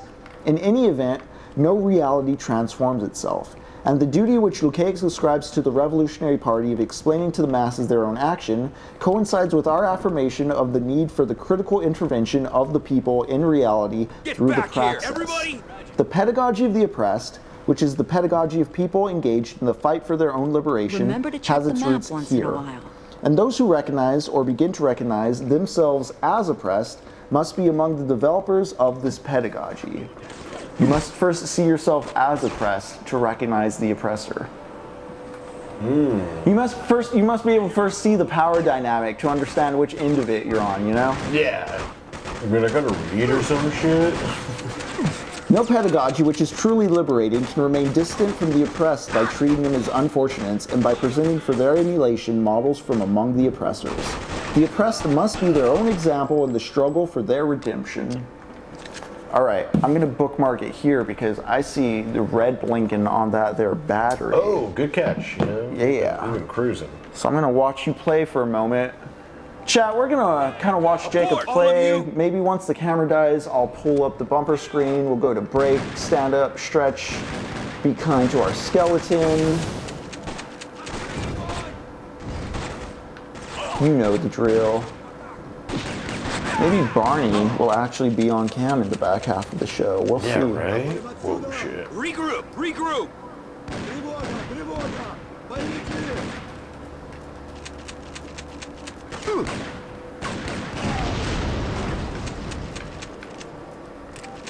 You're gonna be fine.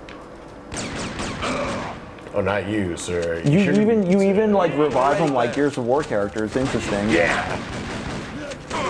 Pull out, everybody! Ah, damn. I'm gonna have to redo this spot. It's alright, I put myself in a little harder style. Follow me, Chris. I'll take you to the safe house. God damn it. Yeah, those other snipers that I blew up earlier. Come on, stay close to me. I know, we're going. I got you. Why did she run back? Were you too slow? Yeah. Isabella, you're back! Yes, and I owe it all to this man. And you must... Hold on, let me get that up. Oh, now do it.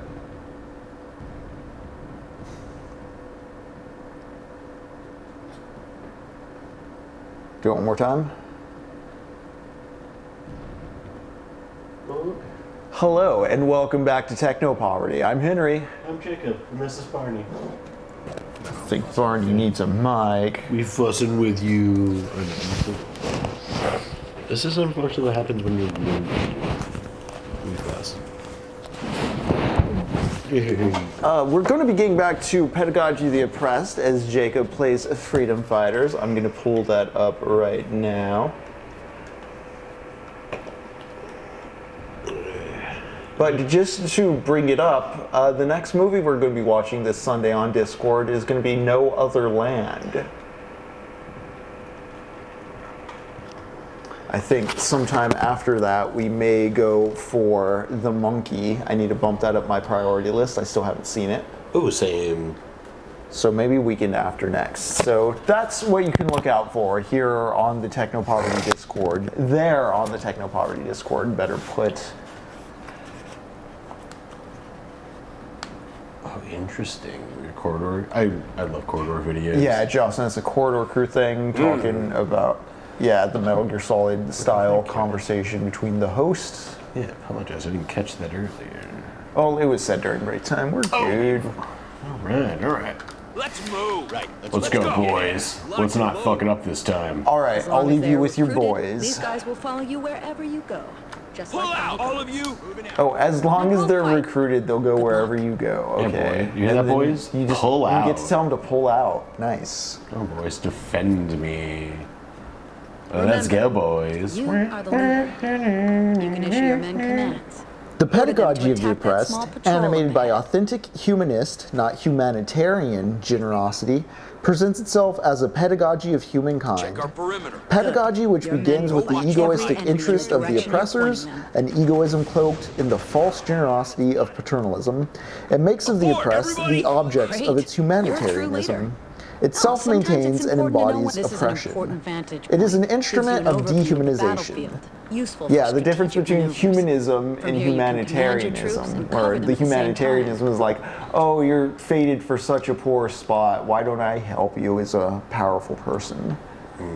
Other than like, hey, we're all human, let's figure out how to get this on a working level for all of us. This is why, as we affirmed earlier, the pedagogy of the oppressed cannot be developed or practiced by the oppressors.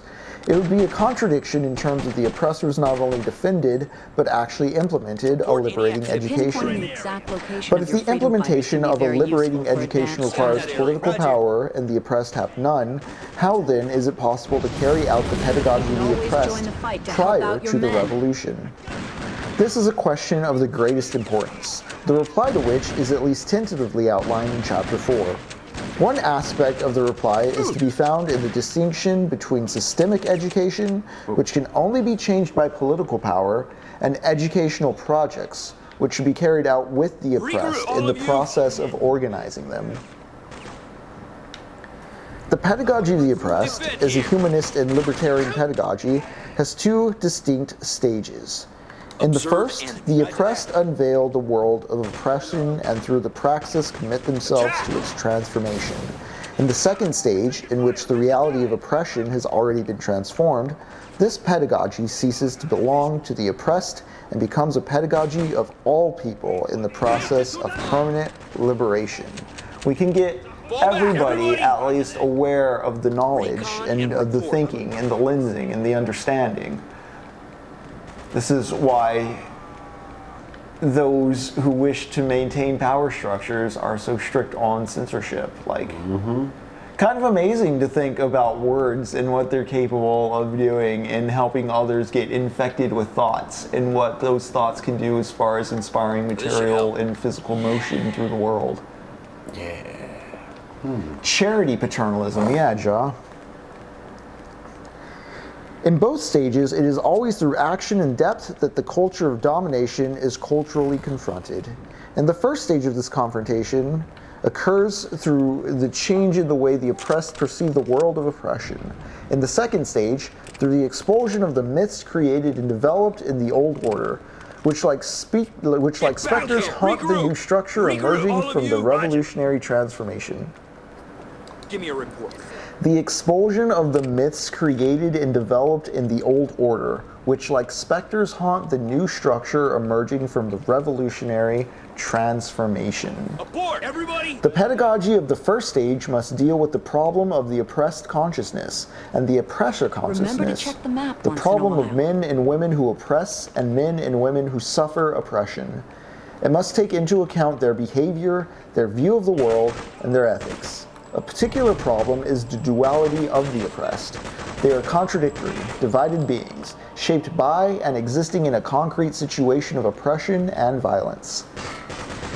Any situation in which A objectively exploits B or hinders his and her pursuit of self-affirmation as a responsible person is one of oppression.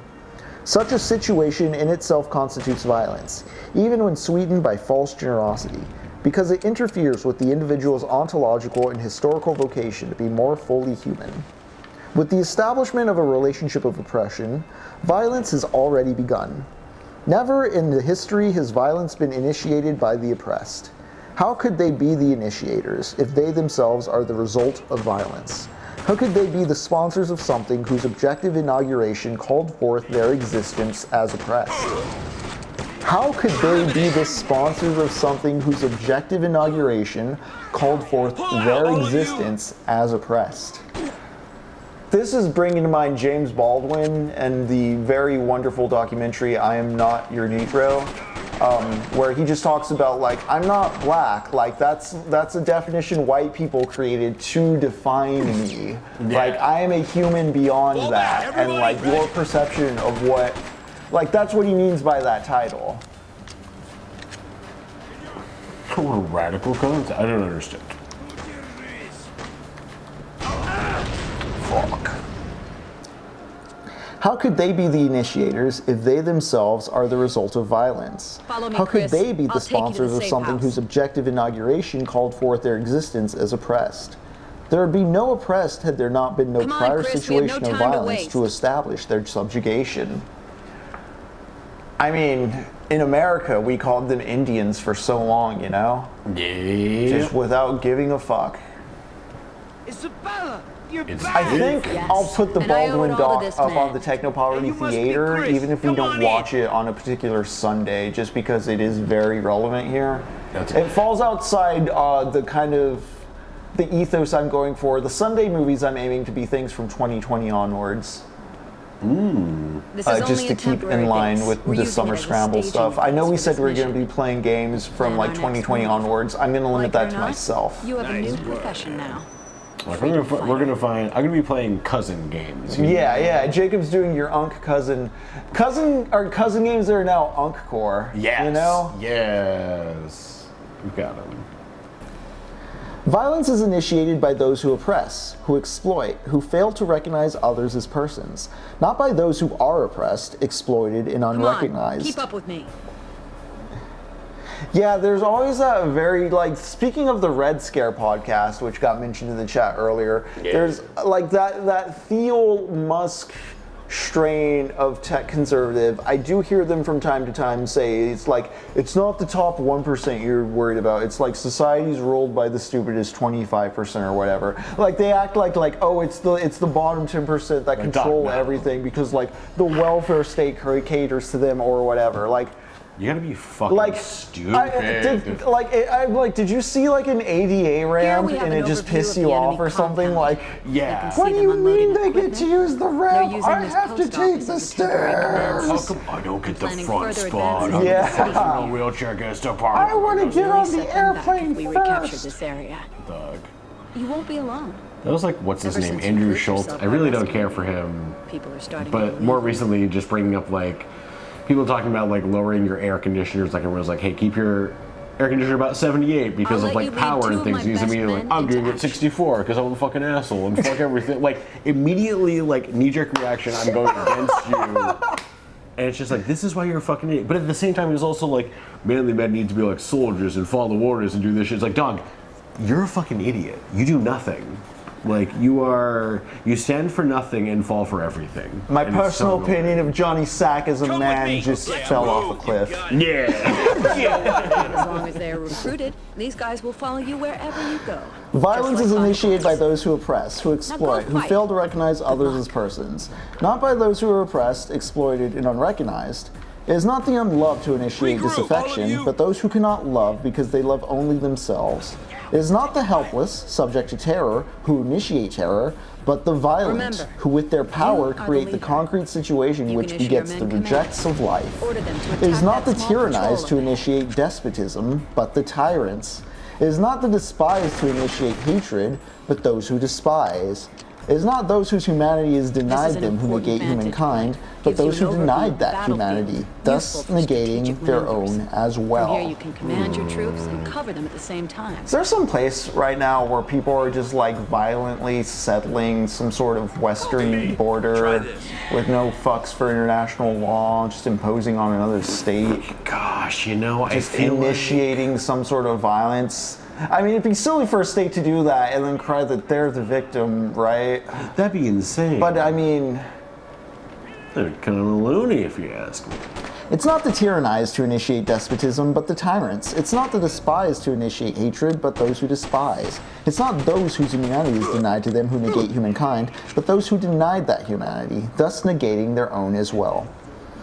Force is used not by those who have become weak under the correspondence of the strong, but by the strong who have emasculated them. To know when to fall back. For the oppressors, however, it is always the oppressed, whom they obviously never call the oppressed, but depending on whether they are fellow countrymen or not, those people, or the blind and envious masses, or savages, or natives, or subversives, who are disaffected, who are violent, barbaric, wicked, or ferocious when they react to the violence of the oppressors. Eliminate. Yet it is, paradoxical though it may seem, precisely in the response of the oppressed to the violence of their oppressors that a gesture of love may be found. Consciously or unconsciously, the act of rebellion by the oppressed, an act which is always, or nearly always as violent as the initial violence of the oppressors, can initiate love. Whereas the violence of the oppressors prevents the oppressed from being fully human, the response of the latter to this violence is grounded in the desire to pursue the right to be human. As the oppressors dehumanize others and violate their rights, they themselves also become dehumanized. As the oppressed, fighting to be human, take away the oppressor's power to dominate and suppress. They restore to the oppressors the humanity they had lost in the exercise of oppression. So, I don't know if Hideo Kojima's ever read Paulo Freire, but he just said, yes, love can bloom on the battlefield.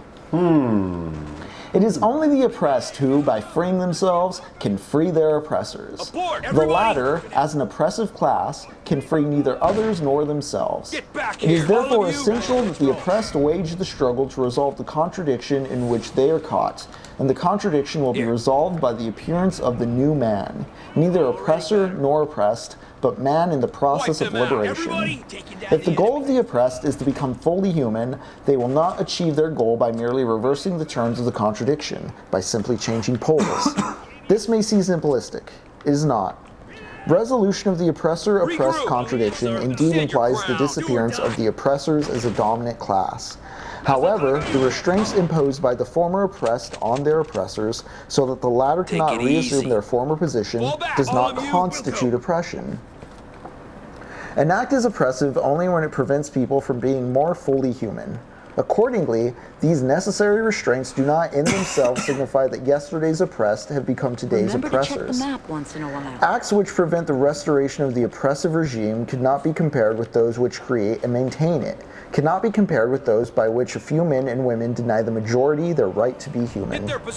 However, the moment the new regime hardens into a dominating bureaucracy, the humanist dimension of the struggle is lost and it is no longer possible to speak of liberation. Hence, our insistence that the authentic solution of the oppressor-oppressed contradiction does not lie in a mere reversal of the position in moving from one pole to the other, nor does it lie in the replacement of the former oppressors with the new ones who continue to subjugate the oppressed, all in the name of their liberation. This gets back to Camus too. This is the distinction Camus has between a rebel and a revolutionary. Like, the rebel is destabilizing the order, whereas a revolutionary is just turning the wheel. But even when the contradiction is resolved authentically by a new situation established by the liberated laborers, the former oppressors do not feel liberated. On the contrary, they genuinely consider themselves to be oppressed. Conditioned by the experience of oppressing others, any situation other than their former seems to them like oppression. Formerly, they could eat, dress, wear shoes, be educated, travel, say the R word, hear Beethoven, while millions did not eat, had no clothes or shoes, neither studied nor traveled, nor got to say the R word, much less listen to Beethoven. Any restriction on this way of life in the name of the rights of the community appears to be the former oppressors as a profound violation of their individual rights, although they had no respect for the millions who suffered and died of hunger, pain, sorrow, and despair. For the oppressors, human beings refers only to themselves. Other people are things. For the oppressors, there exists only one right, their right to live in peace, over against the right, not always even recognized, but simply conceded, of the oppressed to survival. And they make this concession only because the existence of the oppressed is necessary to their own existence. This behavior, this way of understanding the world and people, which necessarily makes the oppressors resist the installation of a new regime, is explained by their experience as a dominant class. Once a situation of violence and oppression has been established, it engenders an entire way of life and behavior for those caught up in it. Oppressors are oppressors and oppressed alike. Both are submerged in this situation, and both bear the marks of oppression. Analysis of existential situations of oppression reveals that their inception lay in an act of violence, initiated by those with power. This violence, as a process, is perpetuated from generation to generation of oppressors, who become its heirs and are shaped in its climate. This climate creates in the oppressor a strongly possessive consciousness, possessive of the world and of men and women. Apart from direct, concrete, material possession of the world and of people, the oppressor consciousness could not understand itself, could not even exist. Fromm said of this consciousness that, without such possession, it would lose contact with the world. The oppressor consciousness tends to transform everything surrounding it into an object of its domination, the earth, property, On the map, you production. Can see the mission objectives. The creations of people To get themselves, lost, so use the time, map to find your everything targets. is reduced to the It might status make of life easier objects for at you. its disposal. In their unrestrained eagerness to possess, the oppressors develop the conviction that it is possible for them to transform everything into objects of their purchasing power. Hence their strictly materialistic concept of existence. Money is a measure of all things, and profit the primary goal. For the oppressors, what is worthwhile is to have more, always more, even at the cost of oppressed having less and having nothing. For them, to be is to have, and to be the class of the haves. As beneficiaries of a situation of oppression, the oppressors cannot perceive that if having is a condition of being, it is a necessary condition for all women and men. This is why their generosity is false. Humanity is a thing, and they possess it as an exclusive right, as inherited property. To the oppressor consciousness, the humanization of the others, of the people, appears not as the pursuit of full humanity, but as subversion. Abort! The oppressors do not perceive their monopoly on having more as a privilege which dehumanizes others and themselves. They cannot see that, in the egoistic pursuit of having and possessing class, they suffocate in their own possessions and no longer are. They merely have. For them, having more is an inalienable right, a right they acquired through their own effort, with their own courage to take risks. If others do not have more, it is because they are incompetent and lazy. And worst of all, it is their unjustifiable ingratitude towards the generous gestures of the dominant class. Precisely because they are ungrateful and envious, the oppressed are regarded as potential enemies who must be watched. This is what I like about The White Lotus. Yeah. Is it really gets to like rich people are neurotic. Like think of like what you have to do to like rat fuck your way up a hill of money. Yeah, like think about all the moral decisions you make to make sure that you're not a piece of shit. Now actually do those things. Make you a piece of shit. Okay, I'll even one up this. Even if you're a bit of a slimy piece of shit right now, you're probably struggling to pay bills, buddy. I mean, that's probably why you're turning towards things that you feel give you the attitude that permits you to be a piece of shit, because you're doing some maybe shady legalistic stuff, and it makes you feel real slippery with the attitude, because you're kind of being a cool guy, but you're also surviving, and you want to export your comfort in some, you want to, you know. What I'm getting at is, even at that, like, you're not doing too well, right? Think of like how much harder you'd have to rat fuck than you currently are to get higher up that totem pole. Even if you're not like a moral Superman or a Boy Scout. If you're an American willing to break some boundaries and you're still not coming out that high on top, just consider how much further down the pole people are willing to go. Yeah. You know, this is what I really love about Berserk. Is the way its metaphor for demons is like people who make really big sacrifices in terms of like what they're willing to do. Griffith killing all the Band of the Hawk to ascend to demonhood. Like, what do you want to do to become a CEO, you know? God. I was thinking of losers who are just like, I want to be a CEO when I grow up. It could not be otherwise. If the humanization of the oppressed signifies subversion, so also does their freedom. Hence the necessity for constant control. And the more the oppressors control the oppressed, the more they change them into apparently inanimate things. This tendency of the oppressor consciousness to inanimate everything and everyone it encounters, in its eagerness to possess, unquestionably corresponds with a tendency to sadism. The pleasure in complete domination over another person or another animate creature is the very essence of the sadistic drive. Another way of formulating the same thought is to say that the aim of sadism is to transform a man into a thing, something animate into something inanimate. since by complete and absolute control of the living loses one essential quality of life: freedom. Man, maybe we should watch 120 Days of Sodom, you know? Hell yeah, I think we might be getting a cutscene or something soon. Oh, all right. Good job, soldier.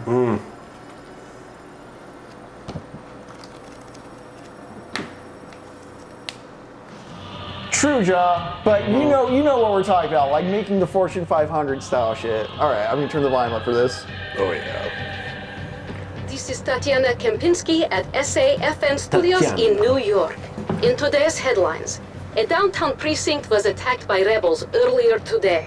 The attackers freed several rebel detainees. There are reports of many casualties. Several witnesses confirmed that the raid was carried out by a small group of armed rebels, headed by an individual who authorities believe to be the new leader of the resistance. Isabella Angelina, seen in these pictures, is an important member of the underground resistance movement, and the operation looked like a carefully planned and executed rescue attempt. Right, The group like was the led news by a broadcast is shadowy making figure the as bad yet guys look unidentified, cool. but believed to be a male Caucasian in his early 30s. Caucasian. Earlier today, I Male, interviewed our Caucasian, leader, General early 30s. Tatarin, on the situation. I like it that the Russians This are sort of distancing action themselves against from the white. Why Soviet you button Liberation up? Army will not be Why is he tolerated. less slutty? Did you scare Such him? attacks Is only this subtle increase storytelling? God, we need However, that. I assure you that this was an isolated event and we have restored peace and stability. You've That shaken was the General the Tatarin opposition. earlier today. Damn. On the phone now from Governor's Island is Comrade Colonel Boba, head of KGB. Comrade Kempinski, these people are not rebels from proletariat.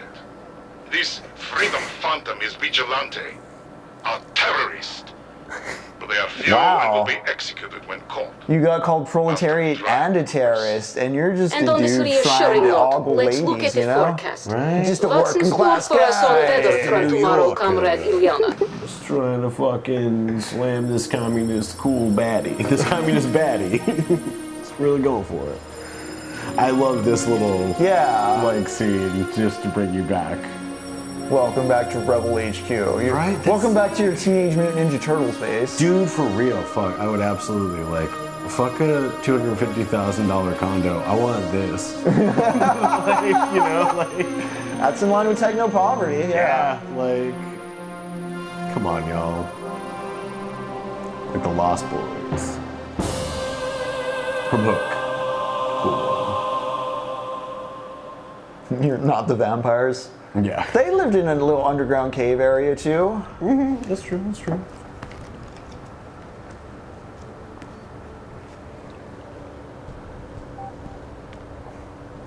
Chris, for 3 months, the Soviets have been pouring soldiers and equipment into the city.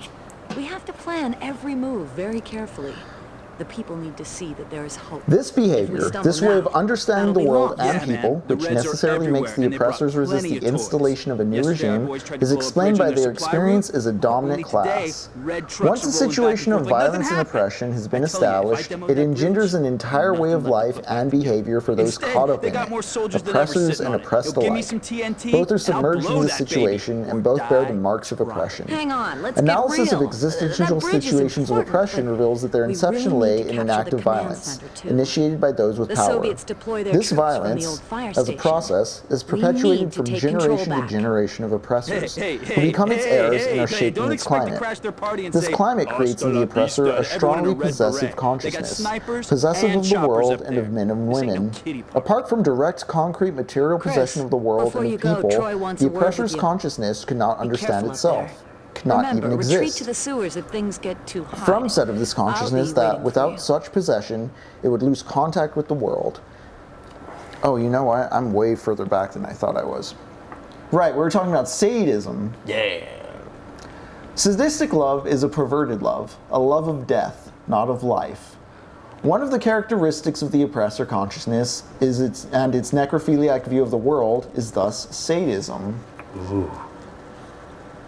You like that line? Yeah. One of the characteristics of the oppressor consciousness is its necrophilic view of the world is thus sadism. As the oppressor, I'm so slipping on these sibilants. As the oppressor consciousness, in order to dominate, tries to deter and drive to search. The restlessness and the creative power which characterizes life, it kills life. More and more, the oppressors are using science and technology as unquestionably powerful instruments for their purpose. The maintenance of the oppressive order through manipulation and repression.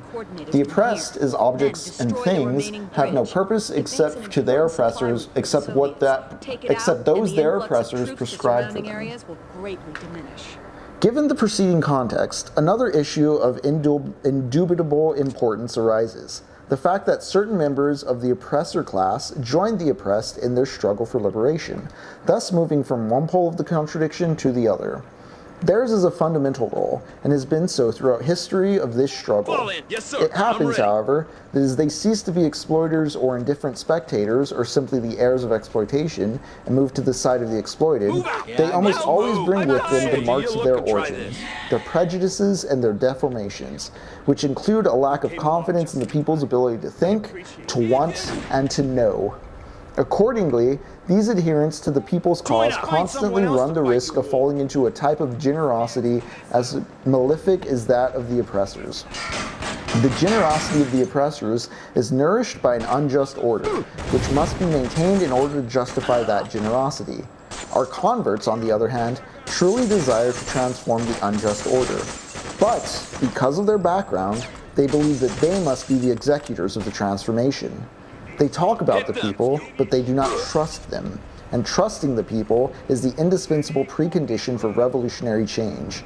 A real humanist can be identified more by his trust in the people, which engages him in their struggle, than by 1,000 actions in their favor without that trust. Man, I didn't see him, but Sunday morning when I was in El Paso, James Talarco talked at a church that was like around the corner from my parents' house. Oh, no shit. Yeah. Yeah, Ja, I do think there's some issues with like calling all sadists necrophiliacs. I think there's a level of sadism that you can play with sexually, of course. We're not here to kink shame anyone here at Technopoverty. No, but I do really love... Support your local dominatrix. That's true. I think I said your local necrophiliacs. No, don't support your local necrophiliacs. That's like interesting stance.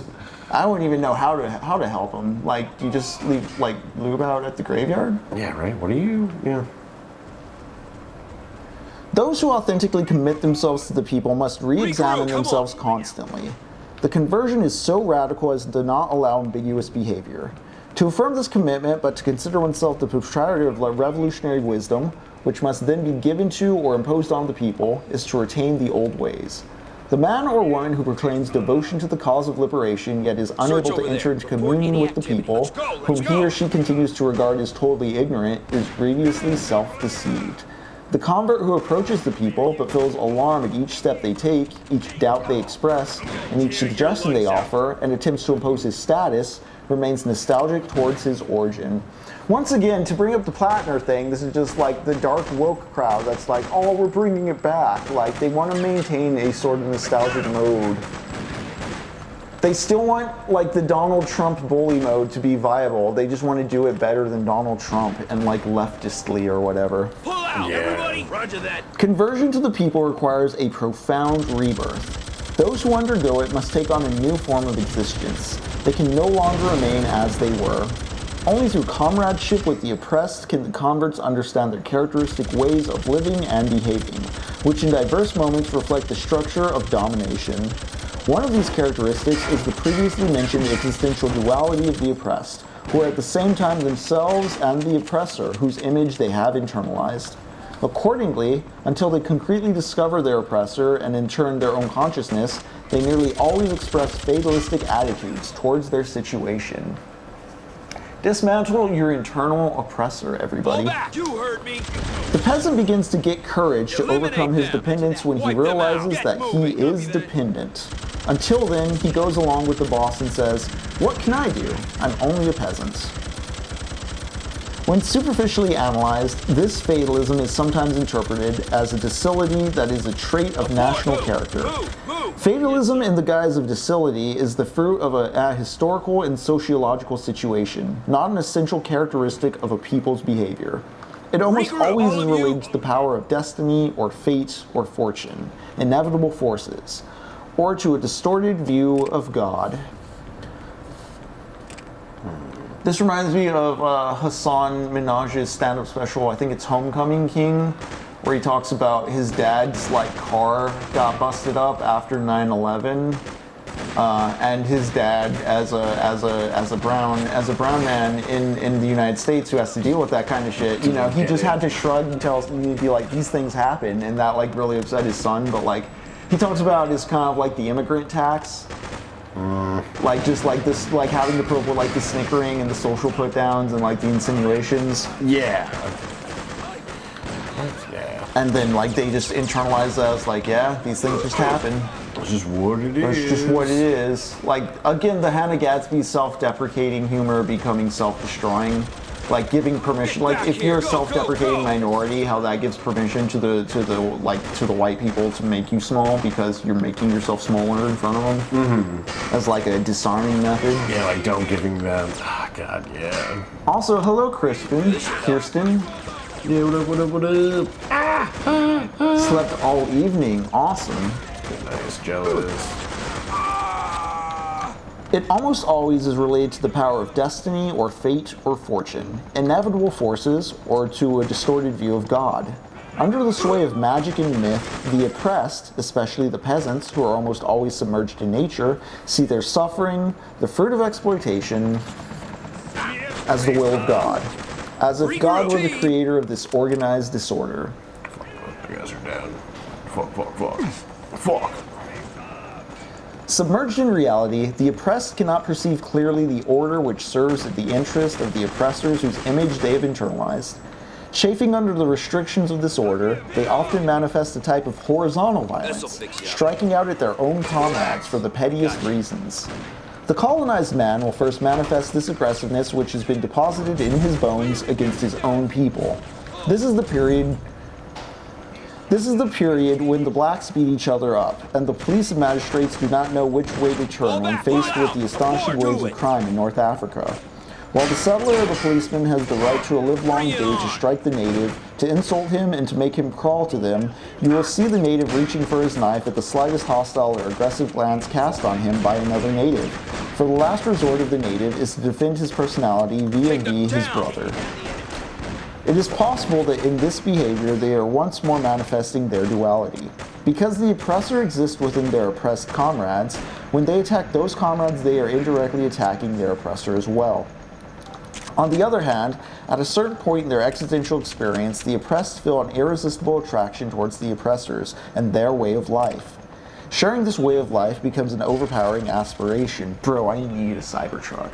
I need it, bro. And their alienation, I mean, this is kind of what Elon's doing when he's like the brokest rich man in terms of personality. Like, same with Donald Trump, just like wanting to be accepted, but even if you have the money to back it up, you just don't have the attitude or affect because you're so unconfident or insecure. Yep, you're just always fucking out. Sharing this way of life becomes an overpowering aspiration. In their alienation, the oppressed want at any cost to resemble the oppressors, to imitate them, to follow them. This phenomenon is especially prevalent in the middle class oppressed, who yearn to be equal to the eminent men and women of the upper class. Albert Memmi, in an exceptional analysis of the colonized mentality, refers to the contempt he felt towards the colonizer, mixed with passionate attraction towards him. How could the colonizer look after his workers while periodically gunning down a crowd of colonized?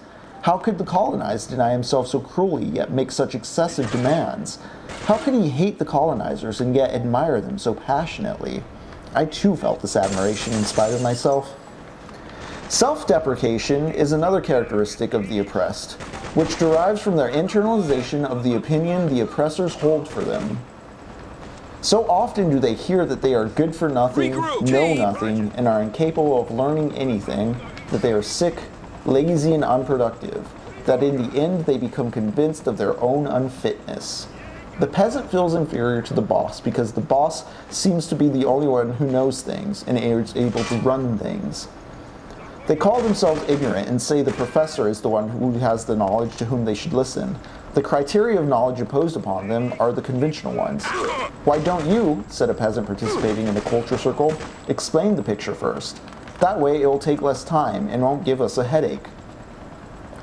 Almost never do they realize that they too know things they have learned in their relations with the world and with other women and men.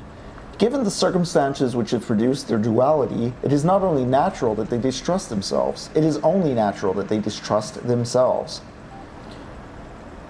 Not infrequently, peasants in educational projects begin to discuss a generative theme in a lively manner, then stop suddenly and say to the educator, "Excuse us, we ought to keep quiet and let you talk. You are the one who knows. We don't know anything." They often insist that there's no difference between them and the animals. When they do admit a difference, it favors the animals. They are freer than we are. It is striking, however, to observe how this self-deprecation changes with the first changes in the situation of oppression. I heard a peasant leader say in an asentamiento, what is that? Oh, okay, it's like a Chilean agrarian reform experiment. Again, he did literacy programs for sugarcane harvesters in Brazil, and then like his educational methods he espoused, he wrote books that were published around the world. At one point when there was a military junta overthrowing the government in Brazil, he had to leave the country, go to Bolivia, and then spend some time in Peru. I know he went to he did some guest sessions as a professor for like a semester, in different parts of the world. He'd go to like Harvard, go all over the place. Real cool guy. Hell yes, it sounds like it. But yeah, because again, the psychology of language, you see how that's coming up here in the way people think of themselves and like limit their imagination or like self-depreciate themselves. Oh, totally. Yeah. Mind talk. Mind over matter, I'm a very big believer in. It is striking, however, to observe how this self-deprecation changes with the first changes in the situation of oppressance. I heard a peasant leader say in a meeting, they used to say we were unproductive because we were lazy and drunkards. All lies. Now that we are respected as men, we're going to show everyone that we were never drunkards or lazy. We were exploited. As long as their ambiguity persists, the oppressed are reluctant to resist and totally lack confidence in themselves. They have a diffuse magical belief in the invulnerability and power of the oppressor. The magical force of the landowner's power holds particular sway in the rural areas. A sociologist friend of mine tells of a group of armed peasants in the Latin American country who recently took over a latifundium. For tactical reasons, they planned to hold the landowner as a hostage. But not one peasant had the courage to guard him. His very presence was terrifying. It is also possible that the act of opposing the boss provoked guilt feelings. In truth, the boss was inside them.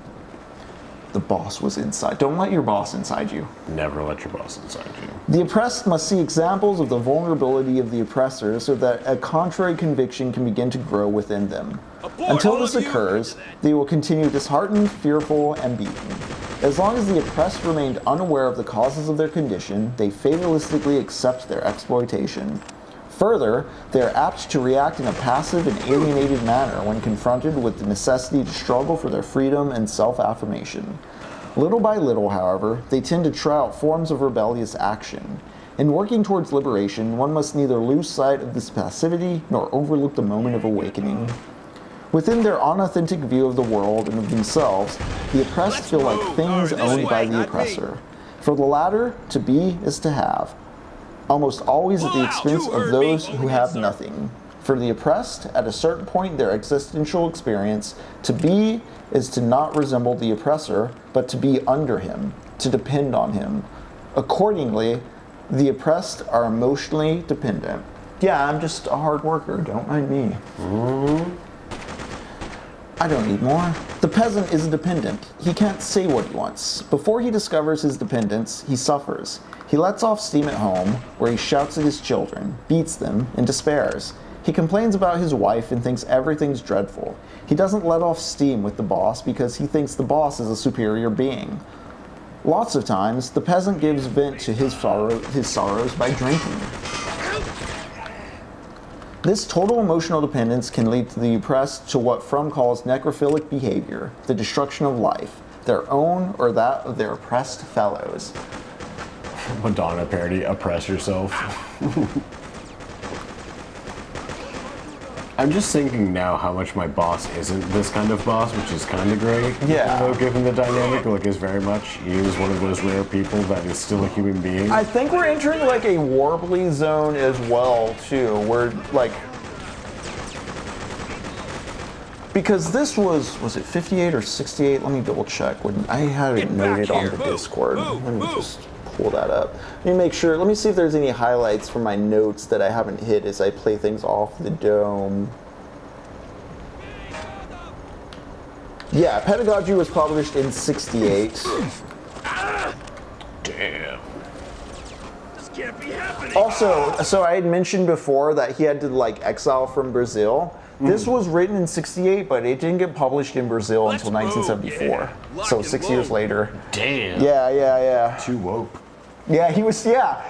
They talk about cancel culture. Yeah, it was just like, fuck, dude. It's like, guys, we can't handle that shit.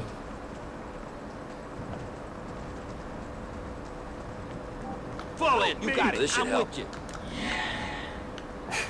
I love that little, like, yeah, you got a buddy. It is only when the oppressed find the oppressor out and become involved in the organized struggle for their liberation that they begin to believe in themselves. This discovery cannot be purely intellectual, but must involve action. Nor can it be limited to mere activism, but must include serious reflection. Only then will it be a practice. Oh yeah, I was saying something warbly about it, and like I think in a lot of middle management area positions, like we're at a state with the economy where like it's so diluted and in need of perpetuating itself without caring about what the actual value of things are, that humans are able to be a bit more laxer now because like it's just been like considered like the way things were for like a good half century. Yeah. That's what I was looking up, 68 to 2027. So about what, 19, like, no, that's like what, 59 years? Because 68 to 20, no.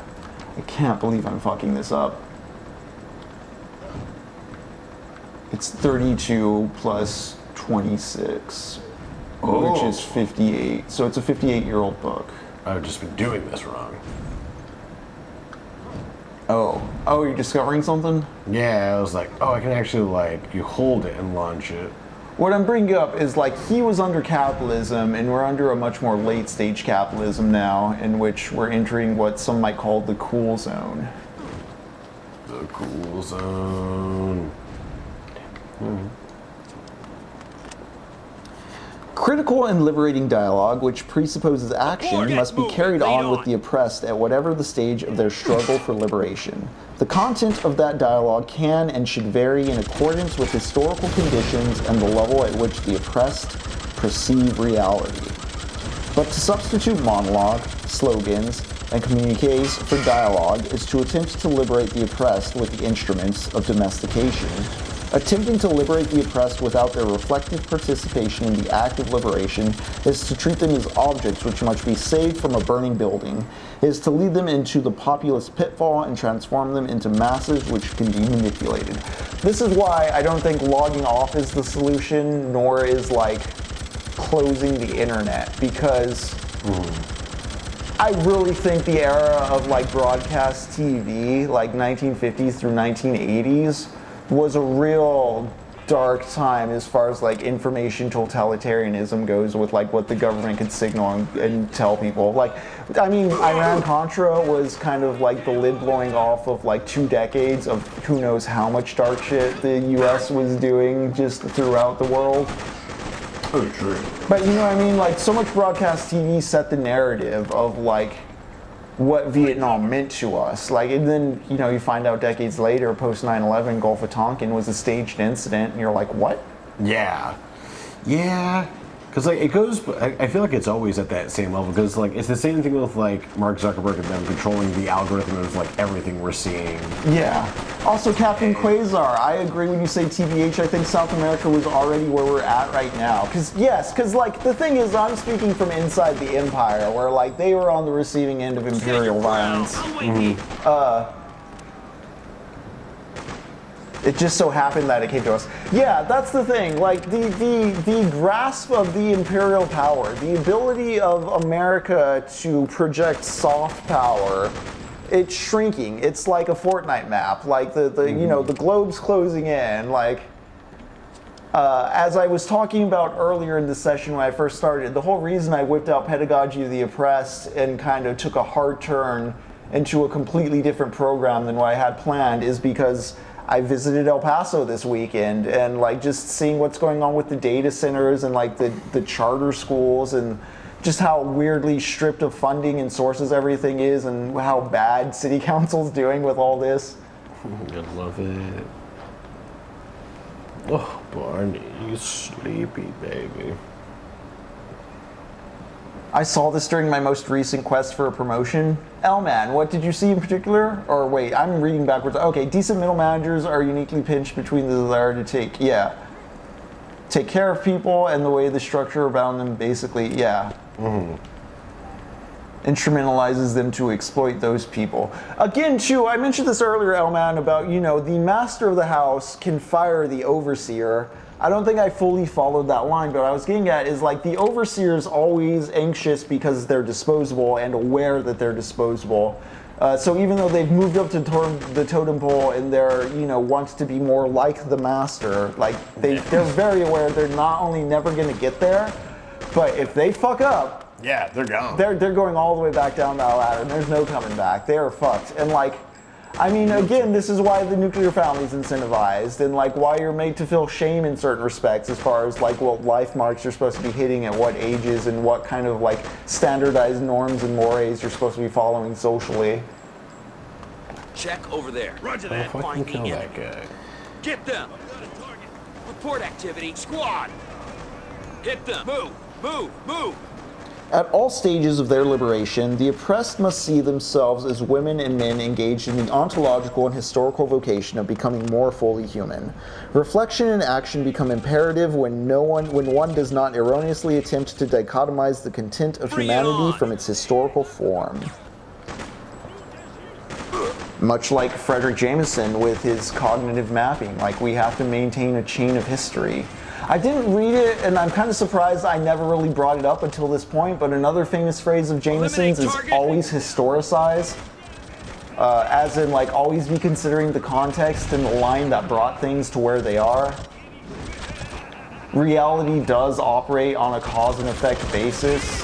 This is, again, getting at the sort of mythology and mysticism of the peasant class that Freire is talking about here. Yeah, fuck. The insistence that the oppressed engage in reflection on their concrete situation is not a call to armchair revolution. On the contrary, reflection, true reflection, leads to action. On the other hand, when the situation calls for action, that action will constitute an authentic praxis only if its consequences become the object of a critical reflection. In this sense, the praxis is the new raison d'être of the oppressed and the revolution, which inaugurates the historical moment and of this raison, is not viable apart from their concomitant conscious involvement. Otherwise, action is pure activism. This is, I mean, it's a bit of a time, like, this is like the kind of, you know, bog standard no kings criticism you'll hear where people will be all like, but it's not doing anything. And like, while I agree that you have to go, like the point of going to like a rally is then you meet other people in your area who are like-minded as far as organizing goes. And from there, you guys organize further in like more pragmatic, practical ways that enact political change locally. Yep.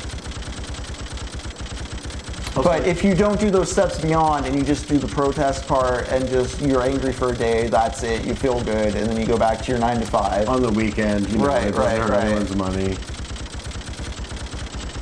The other thing, I want a general strike, but people forget that like unions are the ones who call a general strike. Like it's not just like some dude.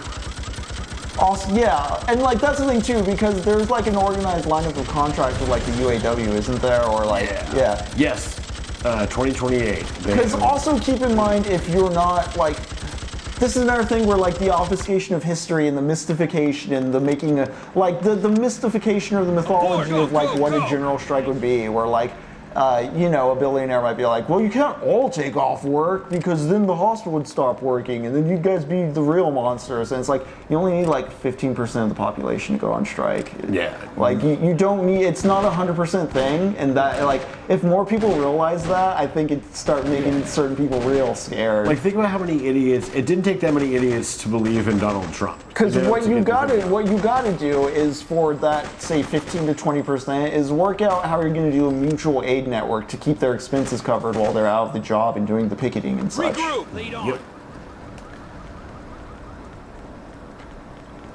To achieve this praxis, however, it is necessary to trust in the oppressed and their ability to reason. Whoever lacks this trust will fail to initiate or will abandon dialogue, reflection, and communication, and will fall into using slogans, communiques, monologues, and instructions. Superficial conversions to the cause of liberation carry this danger.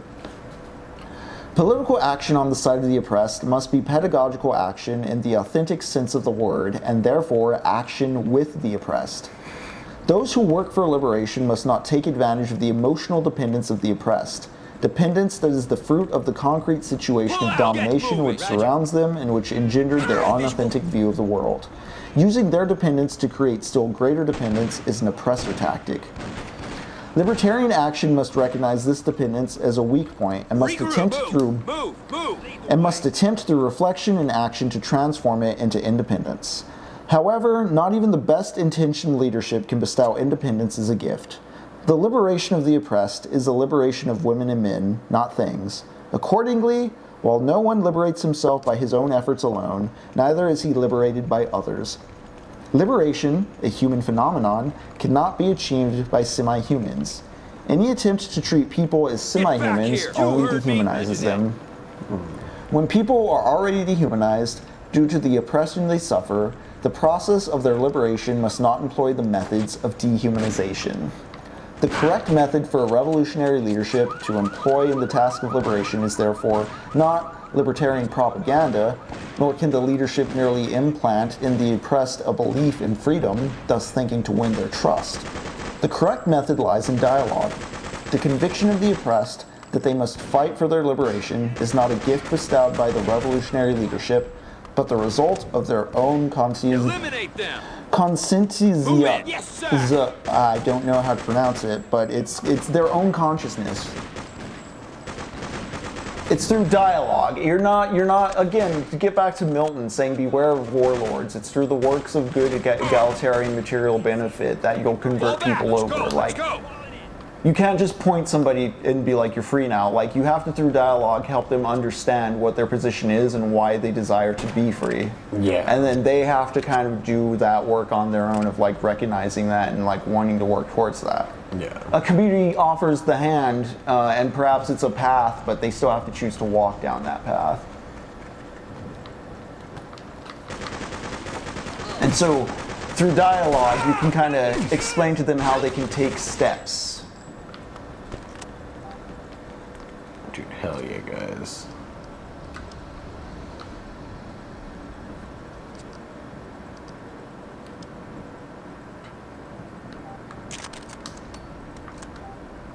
Yeah, oh man, historicizing is both storytelling and interpretation. You can try out different arrangements and see what emerges.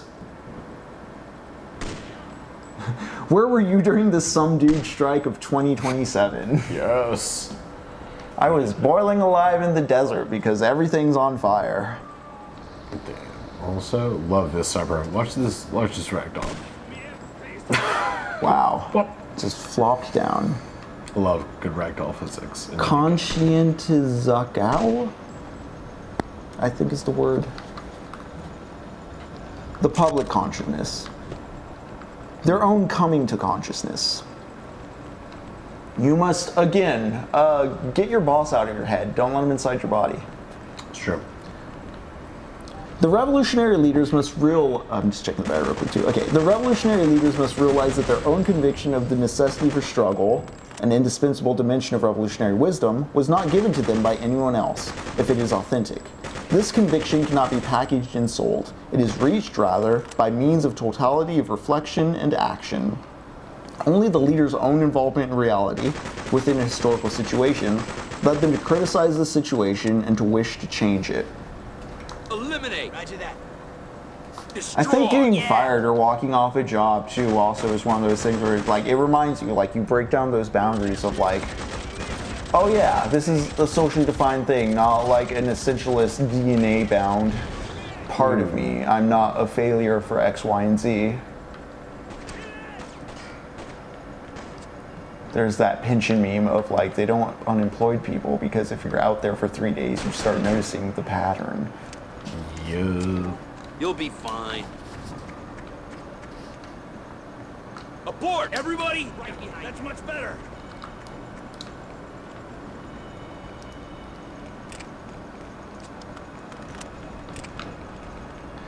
This conviction cannot be packaged and sold. It is reached, rather, by means of totality of reflection and action. Only the leader's own involvement in reality, within a historical situation, led them to criticize the situation and to wish to change it. Yeah, the best you can do is help someone become more in contact with their own material, or more, like, they recognize their own reality more. Yeah.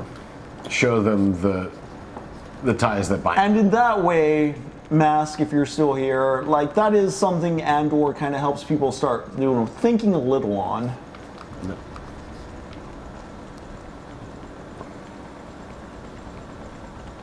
Likewise, the oppressed, who do not commit themselves to the struggle unless they are convinced, and who, if they do not make such a commitment, withhold the indispensable conditions for the struggle, must reach this conviction as subjects, not as objects. They also must intervene critically in the situation which surrounds them and whose mark they bear.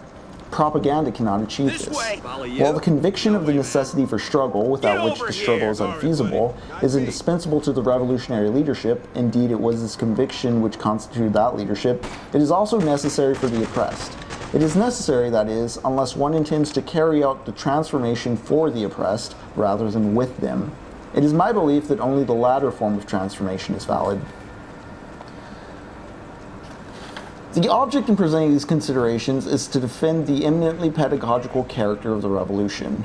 The revolutionary leaders of every epoch, who have affirmed that the oppressed must accept the struggle for their liberation, an obvious point, have also thereby implicitly recognized the pedagogical aspects of this struggle.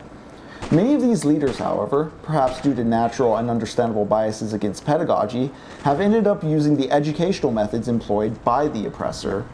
They deny pedagogical action in the liberation process, but they use propaganda to convince. It is essential for the oppressed to realize that when they accept the struggle for humanization, they also accept, from that moment, their total responsibility for the struggle. They must realize that they are fighting not merely for freedom from hunger, but for freedom to create and to construct, to wander and to venture. Such freedom requires that the individual be active and responsible, not a slave or a well-fed cog in the machine. It is not enough that men are not slaves. If social conditions further the existence of automatons, the result will not be the love of life, but the love of death. Do it. Roger, let's roll. Damn. Like, fuck. This gets into, this starts getting into like what I talk about when I talk about anarchism on the individual level. At the micro level politically, you got to be a bit of an anarchist. At the macro level, you got to be a bit of a socialist. Just a smidge. Not anarchist in the way where you're like a cynical nihilist who's just like structures don't work, but an anarchist in recognizing like, oh, I have to govern myself. Yeah. Like there is no essential like fated, destined, like governor of reality. Like you are in a river flowing, and you need to figure out how to swim. No one else is going to push you around that. Yep. You're Neo. You're in the Matrix. Accept your freedoms. That's right, Ja.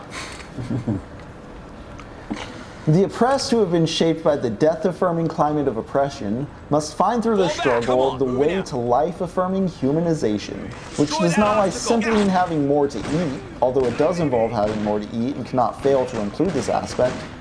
The oppressed have been destroyed precisely because their situation has reduced them to things. In order to regain their humanity, they must cease to be things and fight as men and women. This is a radical requirement. They cannot enter the struggle as objects in order to later become human beings. The struggle begins with men's recognition that they have been destroyed. Propaganda, management, manipulation, all arms of domination, cannot be the instruments of their rehumanization. The only effective instrument is a humanizing pedagogy in which the revolutionary leadership establishes a permanent relationship of dialogue with the oppressed. In a humanizing pedagogy, the method ceases to be an instrument by which the teachers, in this instance the revolutionary leadership, can manipulate the students, in this instance the oppressed, because it expresses the consciousness of the students themselves. The method is, in fact, the external form of consciousness manifest in acts, which takes on the fundamental property of consciousness, its intentionality. The essence of consciousness is being with the world, and this behavior is permanent and unavoidable. Accordingly, consciousness is in the essence a way towards something apart from itself, outside itself, which surrounds it and which it apprehends by means of its ideational capacity. Consciousness is thus by definition a method in the most general sense of the word. You can start to hear a bit of the Christian and the Christian socialist here with the mention of works, but again, it is in line with like what we were talking about with Milton, just Get over here! Don't worry about the afterlife, dude. Make things here on Earth worth living in. Yeah. Let's move this shit thing! A revolutionary leadership must accordingly practice co-intentional education. Teachers and students, leadership and people, co-intent on reality, are both subjects, not only in the task of unveiling that reality and thereby coming to know it critically, but in the task of recreating that knowledge. As they attain this knowledge of reality through common reflection and action, they discover themselves as its permanent recreators. In this way, the presence of the oppressed in the struggle for their liberation will be what it should be, not pseudo-participation, but committed involvement.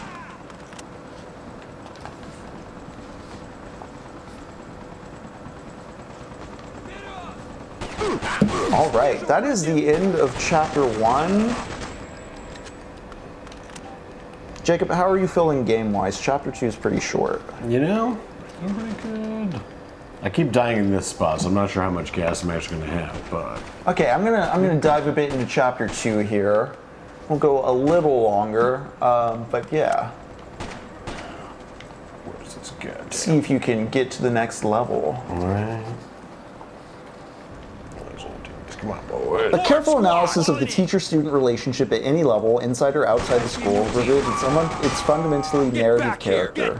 This relationship involves a narrating subject, the teacher, and patient listening objects, the students. The contents, whether values or empirical dimensions of reality, tend in the process of being narrated to become lifeless and petrified. Education is suffering from narration sickness. Ooh, yeah. This gets right at the heart of what I talk about whenever I'm like, fuck aesthetics. Mm-hmm. The sickness of stale tropes, you know? Yes. But I love my Star Wars. I need my Luke Skywalker everywhere. Gotta close that distance or else the fascists are gonna make it all traditional and impossible to reach, and you're just gonna be on a treadmill, always running for a perfection you can't catch up to. Mm-hmm. The teacher, this is also why, I mean, we're so casual here on the show. As you can see on the YouTube channel, I'm not optimizing for the algorithm. I'm kind of going at our own pace. It's not that I'm like apathetic or anything. It's like... No, we just go with what we want to do. Yeah, this is the pace and speed we can fit into our schedule as well. Yeah. Also, like, we have worked for a person who made the algorithm their life, and like, you don't live truly. Yeah, no. Like, you are not earnest. And you tend to resent the thing that makes you famous, because like you don't actually like it. it just made you famous. It just so like he talks about how like as an oppressor, like it's to have and everything just becomes things, and so there's probably something at play there with like you becoming a monster because you recognize that you've turned something you've loved into a thing. Yeah. You've reduced it. You've sucked it of its soul. You have to either disregard or disassociate, or else you're going to recognize your own vampirism. I actually really like that. I do like that. Yeah. I mean, on some level, I would associate this with like why vampires can't see their reflection in a mirror. Oh. Like that seems like a really good employment of that idea on a metaphorical level. Fuck, that's actually a really good point. Right. That's real fun. The teacher talks about reality as if it were motionless, static, compartmentalized, predictable, or else he expounds on a topic completely alien to the existential experience of the students. His task is to fill the students with the contents of his narration, contents which are detached from reality, disconnected from the totality that engendered them, and could give them significance. Words are emptied on their concreteness and become hollow, alienated, an alienating verbosity. There's so much just World War II history out there compared to Gilded Age history. And gee, what was happening during the Gilded Age? Labor movements? Yeah, you know. I wonder why they wouldn't make as many goddamn shows about that as they would WW2. Also, like, have we won any war other than World War II? I mean, we lost. Yeah, right? Like, I really think not even America's the war on drugs or the war on poverty, if you want to get abstract with it. Yeah, Doc, America's army is mid, and I think that is, our propaganda is great. That's the thing too, like we don't really have like a warrior culture like some reactionaries want to say. Like we've only been around for 250 years, we were guerrilla fighters at the beginning who were just like hiding in bushes and shooting from afar. I think it was Robert Evans, the Behind the Bastards guy on Blue Sky. He quote tweeted a Republican dude talking about like the warrior culture bullshit, and he's like American music's gonna outlast American military names. Like, oh yeah, any day. American arts culture is where that shit's at. Not our. We don't really have like a warrior culture. Yeah, they try to. And like sports, we steal a bunch of Greek shit and LARP up that aspect of it. What about the war on Christmas? That one's ongoing, 3-2. That's TBD. So you know what? We might win the long-running war on Christmas, and it may be of such great significance that it karmically justifies all those L's. Who knows?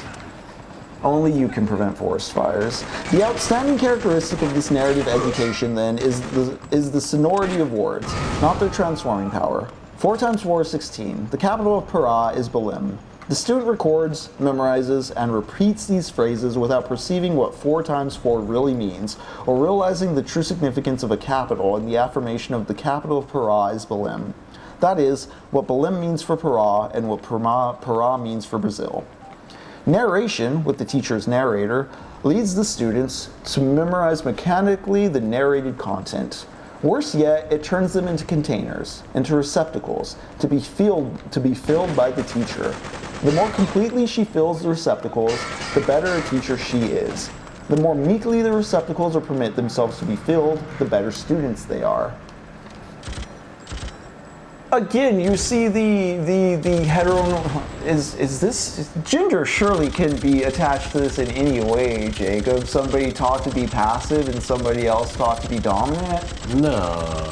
I mean, I know you brought up sadism, but could other sexual pathologies be a result of being put under these conditions? You know, what about just the general, all of the right-wing men just wanting to be very subservient to other men? Very gay.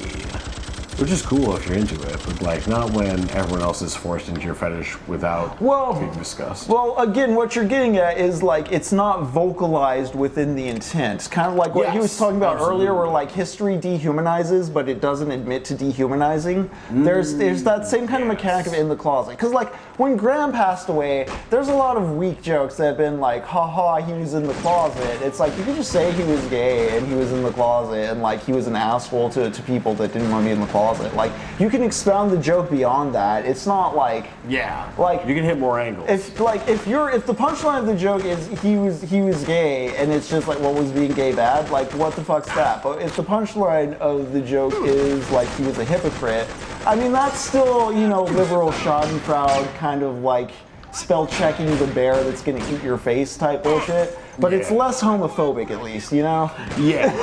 Relax. Just breathe. Because this is something we brought up when it comes to like the norms of the workplace and the corporate office in America, as well as like it doesn't vocalize the homophobia, but it's the accepted standard. Yeah, it's not even just homophobia. It's almost like it's also homoeroticism. The homoeroticism is more what it is. Homophobia is the wrong word for it. But I think it's those two things entangled. It can be both. Because it's kind of like you're like, oh no, I'm recognizing the natural abstract beauty in a man, but also like the power relations of society. If I express that kind of vulnerability, I'm gonna be fucked off the totem pole. So like, the homoeroticism has to be like subdued or subconscified. It's super subconscious, but like always present. Yeah, you know, it's this like it's the same thing with like the performer. I think a lot with the performative males who are doing the like sleeping with women to impress other men, which is just like, well, that's just a foundationally really weird There's a movie I've actually always meant to see. I think it's like an office drama about two dudes doing this exact thing in the office where they're like both like competing with each other to see who can like bang a woman. It's called like In the Company of Men. Yeah. It's like an indie movie from the 90s. I've never seen it, but the premise always interested me. Maybe we'll fast track that as well. Take that, Russians. That one might, fall outside the bounds of common, or it's a gym enough that I wouldn't mind throwing it on a Sunday. If your side of this is going to be Unc games, I think we can do Unc indie films. You know what? Yeah. Education thus becomes an act of depositing in which the students are depositories and the teacher is the depositor. Instead of communicating, the teacher issues communiques and makes deposits which the students patiently receive, memorize, and repeat. This is the banking concept of education, in which the scope of action allowed to the students extends only as far as receiving, filling, and storing the deposits. They do, it is true, have the opportunity to become collectors or catalogers of the things they store, but in the last analysis, it is the people themselves who are filed away through the lack of creativity, transformation, and knowledge in this, at best, misguided system. Jacob, you brought up people hung up on high school earlier, and if you're within the structure that imposes that performance for the teacher, like you're gonna get really hung up on, did I perform well for the teacher? Years after, you don't have to perform for any teacher. And there are no teachers. All the teachers are gone. For apart from inquiry, apart from the praxis, individuals cannot be truly human. Knowledge emerges only through invention and reinvention, through the restless, impatient, continuing, hopeful inquiry of human beings pursuing the world, and with each other. In the banking concept of education, knowledge is a gift bestowed by those who consider themselves knowledgeable upon those whom they consider to know nothing. Projecting an absolute ignorance onto others, a characteristic of the ideology of oppression, negates education and knowledge as processes of inquiry. The teacher presents himself to his students as their necessary opposite. By considering their ignorance absolute, he justifies his own existence. The students, alienated like the slave in the Hegelian dialectic, accept their ignorance as justifying the teacher's existence. But unlike the slave, they never discover that they educate the teacher. Now we have whole ass movie. Now it's like a played out genre. I'm thinking about that as we proceed down the line because they had to start, as they started cutting education. Damn. Yeah. No, because I'm thinking Stand and Deliver was like 88, 89, the Edward James Olmos movie that kind of kicked off the whole like 90s block of like the high school teacher that like bootstraps their way through like the low income neighborhood. Going and, like, into really hard how school. do I teach these kids? That really did start like late 80s into the 90s, and that corresponds with like the Reagan, Clinton like neoliberalization of public education. The white people will save black people. Yeah, like it's no longer like the systems that are failing the children, it's just the teachers aren't trying hard enough. It's not that there's money missing from these systems, it's that the teachers are lazy and degen and like they have pink hair, and that scares me. It scares me so much. Yo, man, blowing up that bridge will stop the Reds from stepping out into the other neighborhoods. But it will. Remember, oh, you're gonna blow up a bridge? You need some serious TNT if you're gonna do it right. The raison d'etre of libertarian education, on the other hand, lies in its drive towards reconciliation. Education must begin with the solution of the teacher-student contradiction, by reconciling the poles of the contradiction so that both are simultaneously teachers and students.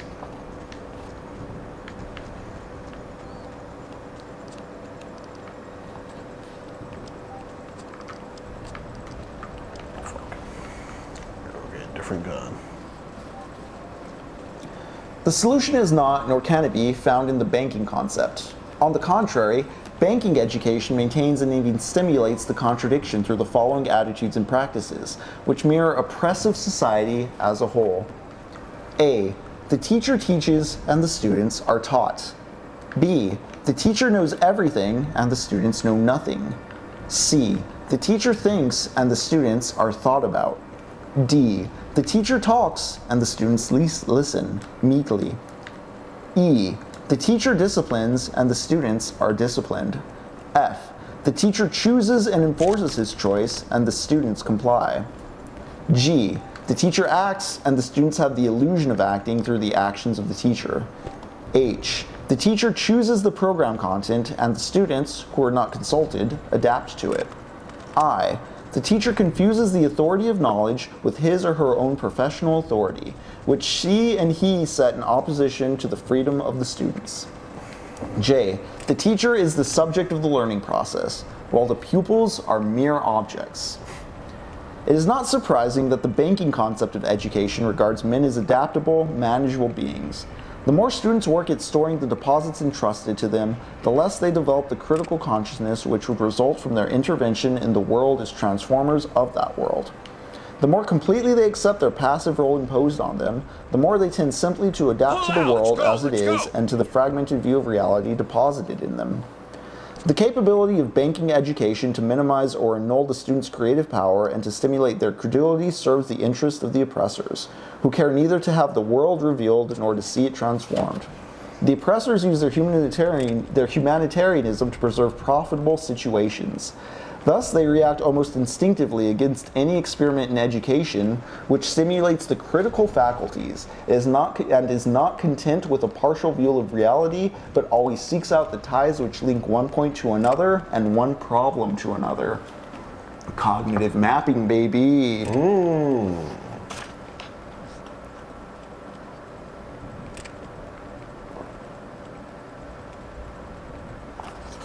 And you know what? It's about to be 11. I know we're going a bit over, and I think we're at a good pause point. Yeah. We can keep cutting through this on Thursday as Jacob keeps working through Freedom Fighters.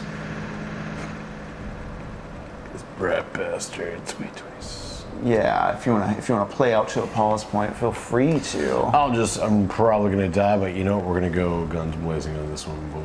What's the current stitch, Coach? I've been reading. You know, we are trying to blow up a bridge, but we gotta locate some C4, and we're gonna keep getting these assholes out of our way. Take them out!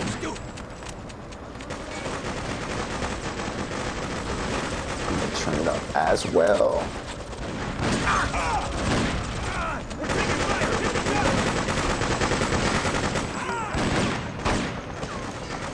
So yeah, no other land is likely to be the next movie. Week after that, I'm thinking The Monkey. If we've moved on to Black Flame by then, we'll see. Eliminate! I've got a target. But I do need to get Baldwin's dog as well as In the Company of Men. Those will be up on the Technopoverty Drive. All right. We'll go ahead and end the game for tonight. I was gonna say too. Also, gotta look at Harlan County.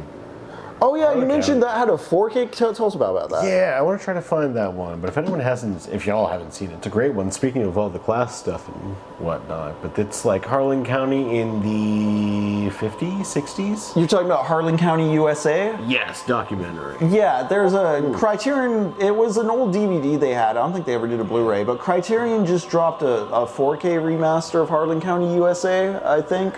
Yeah, and a couple other movies by that same director who's done a couple. Okay, cool. Because Harlan County, USA documents a labor struggle that turned violent in the 70s in Harlan County, USA. And within that documentary, the people who are talking and doing all that, it's documentary from the 70s. It's from like when the strike was actually happening, like people actually getting fired at and stuff. But within the documentary itself, it also talks about like older labor actions within the U.S. It's a really good documentary. Yeah, you get a bigger idea of like the generational issues that it caused and how people are just very like the people in it know it as well. Yeah. If you're not familiar with Harlan County, look up the Harlan County War. Also, if you're not familiar with like labor history stuff in the U.S., look up the Ludlow Massacre and the Colorado Coalfield Wars, because those also are quite interesting intersections of violence and labor action in American history. Yeah. Times the U.S. government has fired on its own citizens. The U.S. military. The government would never. Huh, Barney. She rests easy, knowing the troops make the right choices always. And with that, we'll say good night, y'all. Have a good one. We'll see you Thursday. I might squeeze in some sort of side game sometime this week. I might not, but otherwise we'll be back with more Freedom Fighters then. See you soon. Barney.